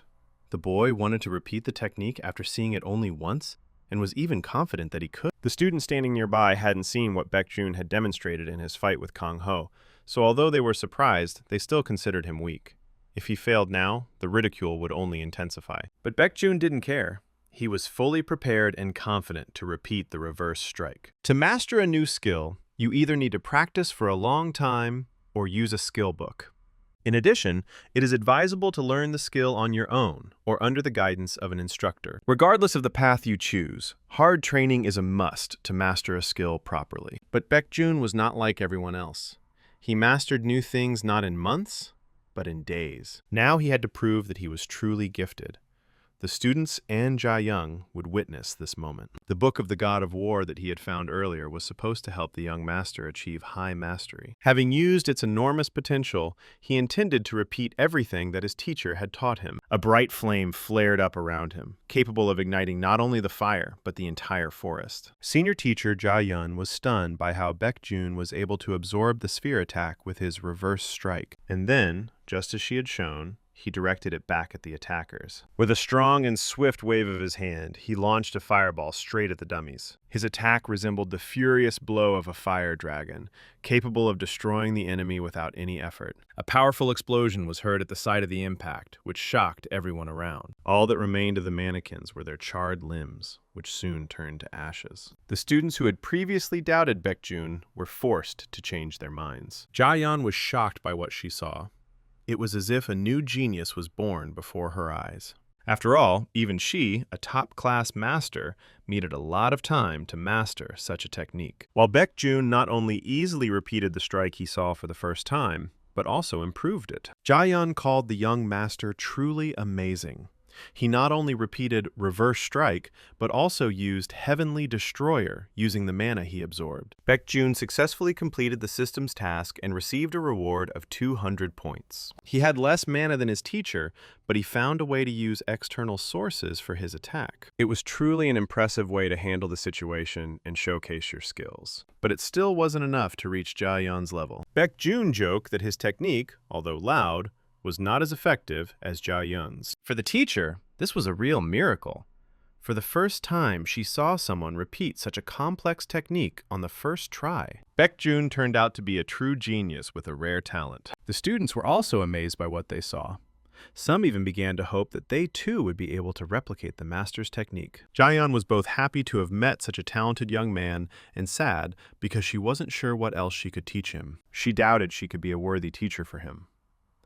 These words shocked Baekjun. Meanwhile, the system has prepared a hidden task for him that will appear depending on how much he impresses Jaeyeon. Along with this, the reward will also change. It will become more valuable. If Baekjun continues to train under Jaeyeon, he will not only get closer to the title of God of War, but also gain a new skill, Ghost Shadow Steps. This skill is extremely useful. It allows you to become invisible. It can be purchased, but getting it for free is much more beneficial. However, this task also had its difficulties.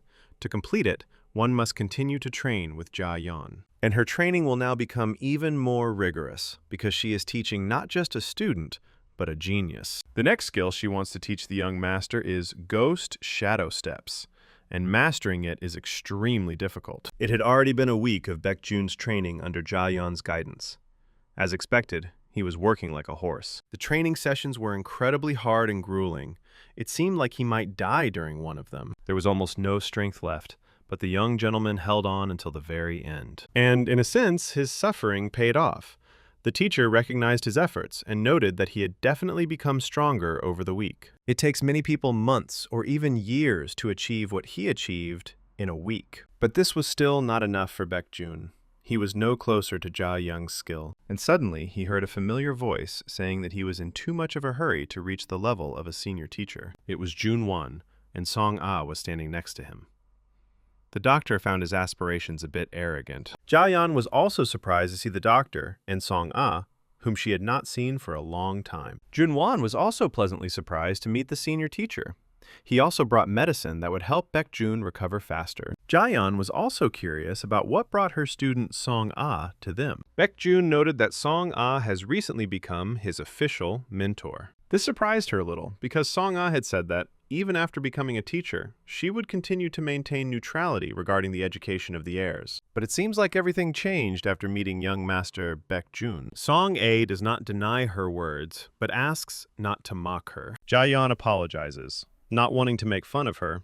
She just wanted to make fun of her a little. Song-ah adds that she changed her mind hastily, so it was quite rude of the teacher. Jaeyeon understands this and expresses admiration for Song-ah, as she has always cared for her more than the other students. The dialogue between them also interested Baekjun and Junwon, who were standing nearby. Jaeyeon adds that Song-ah will be able to teach others well. She also says that there is just over a month left until Taeran's older brother returns. She wondered if Baekjun would take part in the inheritance fight. But for Baekjun, everything was decided.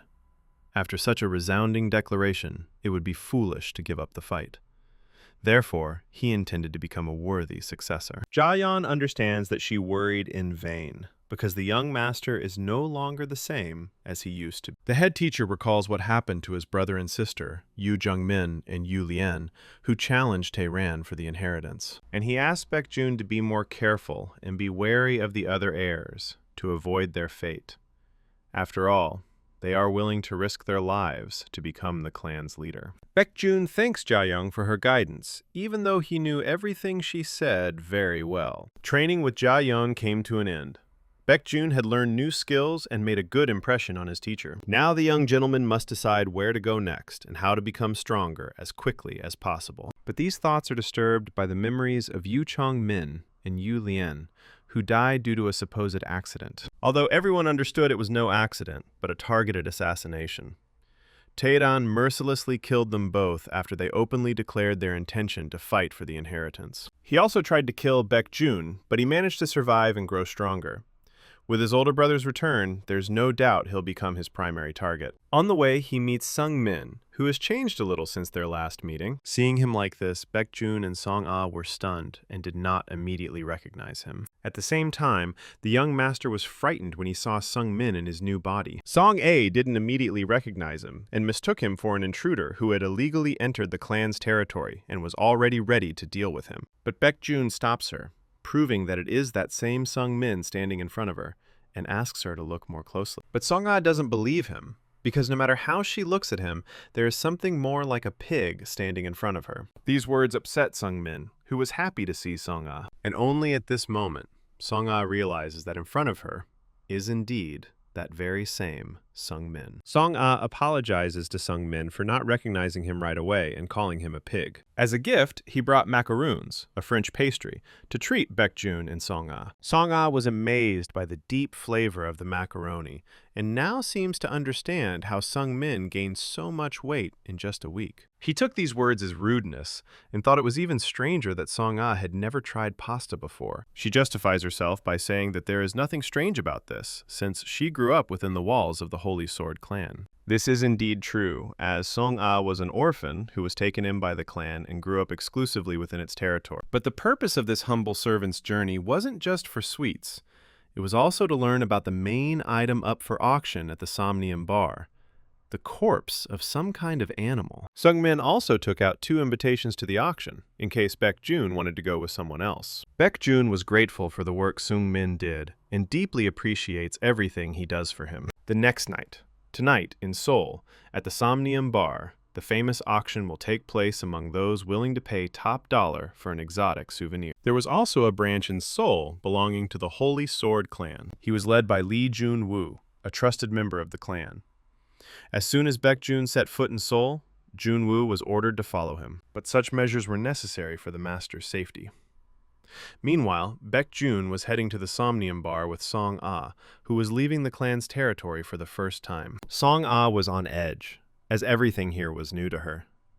Passers-by, she felt, were looking at her suspiciously because of her outfit. But Baekjun assures her that no one cares about her, and what's more suspicious is how she reacts to people. The young gentleman asks Song-ah if there was a senior teacher, Jaeyoung, in Seoul before. Song-ah replies that yes, but she doesn't come here without a reason.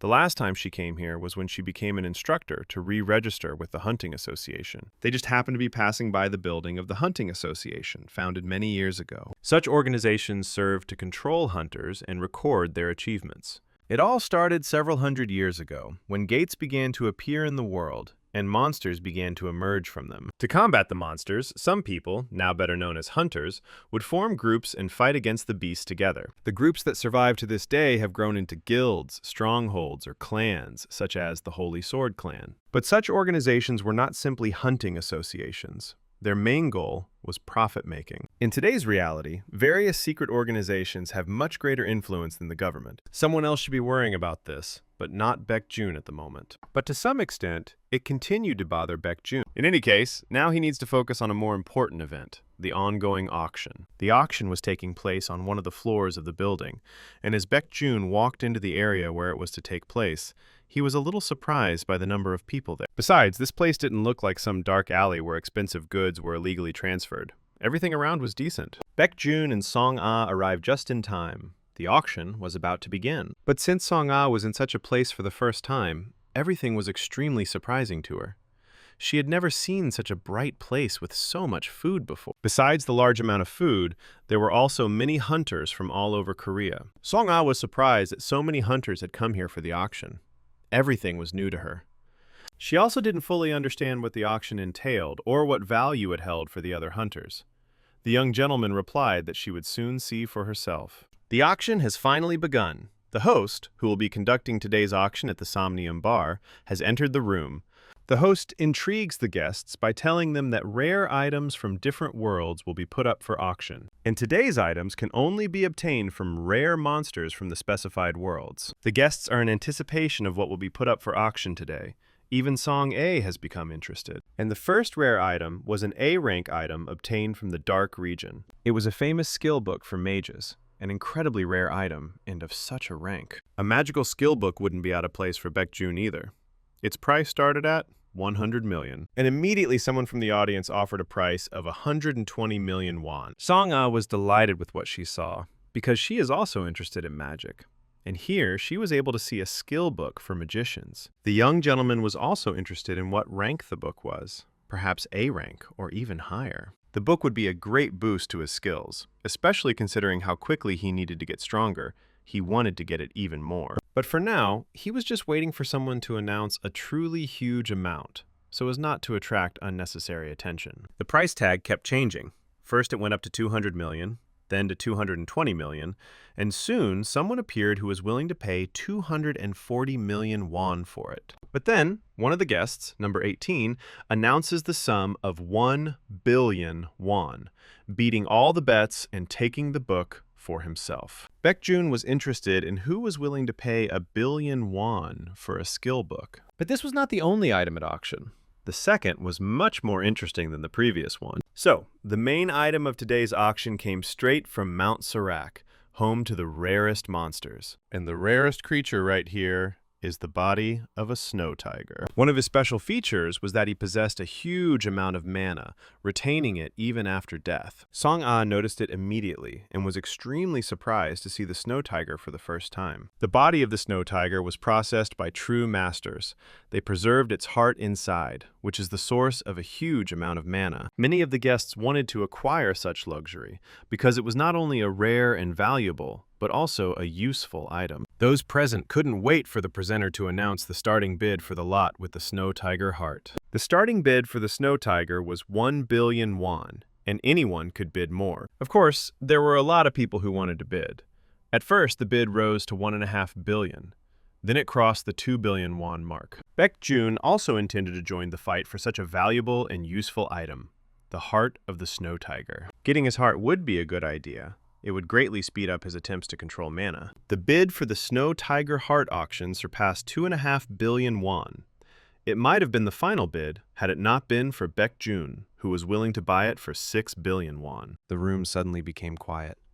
No one could have imagined that someone would offer such a huge sum. This came as an even greater surprise to Song-ah, as the young gentleman had only recently been given the opportunity to use the family's finances and was already spending them. But Baek-jun understood his situation perfectly well and was not against spending such a huge amount of money. Song-ah tried to stop him because if her father found out that the young master had spent so much money, he might become furious. But Baek-jun didn't care because the money was at his disposal, and the heart of the snow tiger would allow him to become stronger. Besides, he said that for the clan, this money was nothing, so Muhawk didn't care. For the clan, this money was small change. And it seemed that no one was ready to pay more than 6 billion for this lot. People were more interested in who was ready to pay such a large sum. But then shouts were heard from the hall. People appeared who wanted to offer more than 6 billion won. One participant offered a sum of as much as 6.5 billion won. Baek-jun wasn't surprised by the influx of people wanting it, as the heart of a snow tiger is an extremely rare item. Song-ah assures Baek-jun that spending so much money right after he has gained the right to use the family's money is not the best idea. But soon after, Baek-jun announces a price tag of a whopping 10 billion won, leaving Song-ah horrified. The price rose sharply from 6.5 to 10 billion won. And yet, is anyone willing to pay more than 10 billion for such a valuable item? Baek-jun caught the eye of the previous winner, who wanted to take the second one too. He reminded him of a spoiled child. He was surprised, because no one had ever raised the price of a lot so sharply before. But the battle for the heart of the snow tiger continued, and participant number 18 raised the bid to 10,200 million won. But the young gentleman doesn't give in, raising his bet to a whopping 15 billion won. Song-a was simply shocked by this decision, worrying about the consequences. Participant number 18 was also stunned, but still raised his bid to 15,100 million won. But Baek-jun interrupts him, raising his bet to an impossible 20 billion won. Song-a's reaction described the feelings of everyone in the room. The last participant withdraws, not wanting to give up such a large amount of money. He simply couldn't comprehend how rich you had to be to spend 20 billion won so easily. There were no bidders willing to outbid him, and Baek-jun was glad about that and wasn't at all worried about the money he'd spent. The host congratulated the winners on their items and announced the end of the auction. Luckily, there was no need to move the entire carcass of the snow tiger.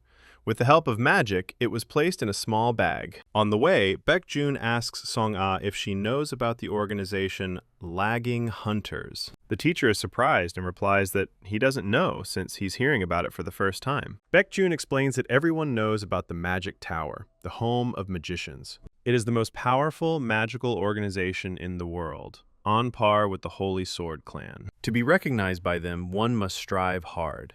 It is said that even in terms of training, they are on par with the Holy Sword Clan. That's why there are many people who are left behind, and they created the organization Lost Hunters, or what are also called stragglers. And since most of them came from the Magic Tower, they became known as a mercenary organization. But Baek-jun disagrees, believing that such an organization would be better described as criminal. After all, they are ready to go to any lengths to get their hands on all items related to magic. Some people from this organization were at the auction and were extremely unhappy that they missed out on the lot with the snow tiger heart. They didn't even understand who Song-ah and Baek-jun were, thinking that they were just from a rich family. All they wanted was to take the bag containing the snow tiger's body and then cast a silence spell on them so they couldn't tell anything. But such words made Song-ah lose her temper, and she was ready to fight them. The so-called leader of this small group of magicians was that same member number 18, who also did not know Baek-jun and Song-ah. And without fear of consequences, they decided to take the valuable item by force. Each of the magicians had their own magical power,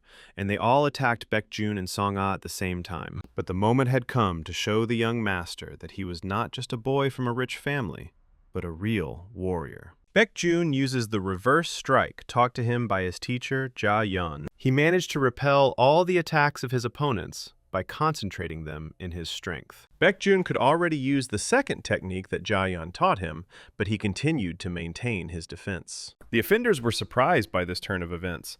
They could not even imagine that he could easily absorb all their attacks. This infuriates one of the magicians, and he decides to attack Baek-jun with a powerful spell. It seemed like this attack would definitely hit Baek-jun, but it didn't work out that way. The young warrior manages to absorb this seemingly powerful attack without any problems. He then disappears from the side of the mages using the ghost shadow steps technique and appears right in front of the enemy's nose. Concentrating all the energy he gained from absorbing his opponent's attacks, he uses his fist technique and effectively deals with one of the mages. With a powerful and unexpected blow, he literally proves that he is not an ordinary rich kid. With his next attack, he freezes the limbs of the remaining mages, which greatly surprises them. It seemed like it was all over for them, and their attempt to take the Snow Tiger's body ended in disaster.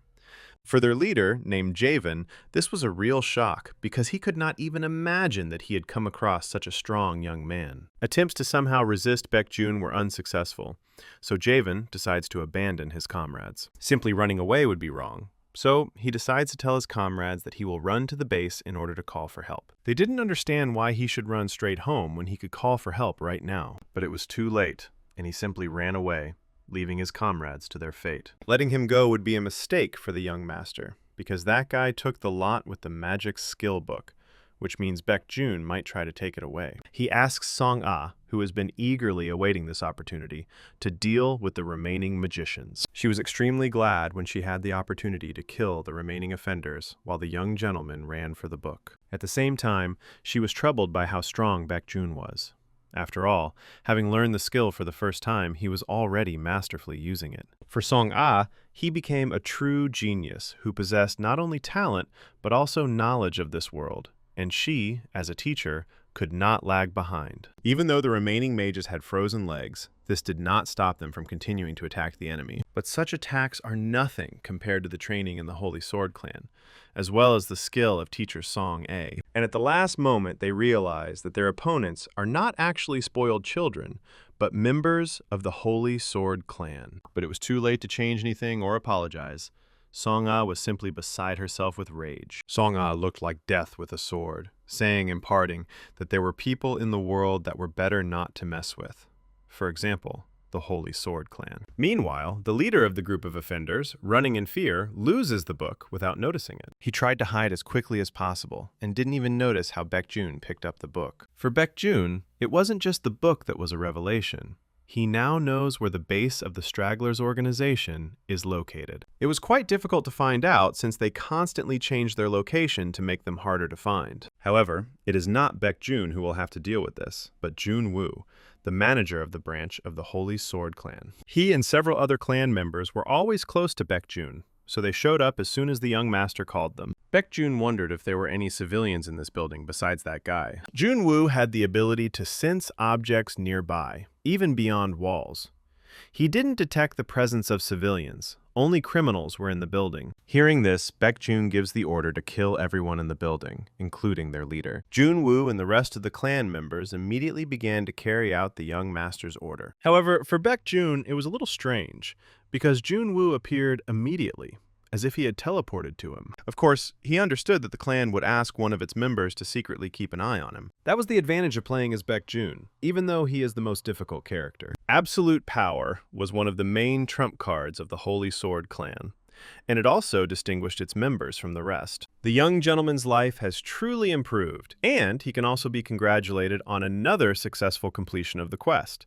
As a reward for exterminating the criminals, he received 200 system points. Meanwhile, Junwoo and the rest of the participants successfully cleared out the stragglers' base. They also caught Javen, who organized the attack on Baekjun and Song-a, although he didn't even know who Baekjun and Song-ah really were and what they were like. Junwoo was slightly surprised by Javen's words. It seems that he really didn't know about the master and the reasons for the attack on their base. At that moment, Baekjun approaches them, introducing himself as a member of the Holy Sword Clan. Javen was surprised to hear this. Meeting someone from such a clan here seemed impossible to him. He thought it was just a joke to scare him, and laughed at Baekjun and Junwoo. After all, the Holy Sword Clan is located at the top of Mount Sorak. Why would its participants be in Seoul? Junwoo couldn't take it anymore and hit Javen in the face with a powerful knee strike. The blow was so strong that the leader of the strugglers knocked out a tooth and blood gushed from his nose like a fountain. Junwoo warned him that it would be better to treat the young master with respect.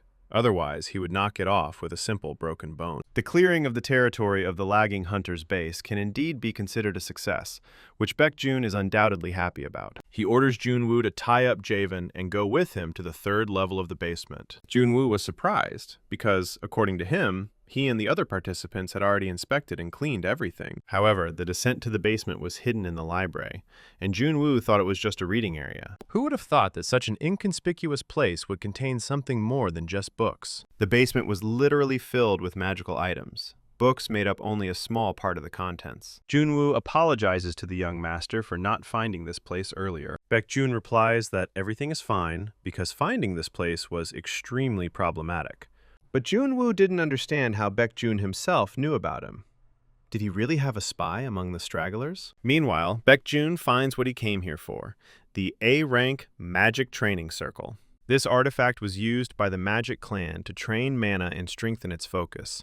It was ancient and quite complex. Its effect was relatively weak for its rank, but at the same time, this made it accessible to many. In addition, the so-called library was full of magical items. Baekjun gives the order to collect everything here and transport it to the Holy Sword Clan, including Javen. Junwoo was surprised by this decision. He thought that the young master wanted to strengthen the relationship between the clan and the magic tower in this way. After all, Javen is one of the stragglers that the mages from the tower are looking for. Perhaps he has valuable information for them. Junwoo was amazed by Baekjun. He was not at all like the rumors described him, which is probably why the clan ordered to keep an eye on him during his trip to Seoul. This meant that Muhak recognized Baekjun's potential as a worthy successor. Baekjun returned home and began sorting through the books he'd managed to obtain.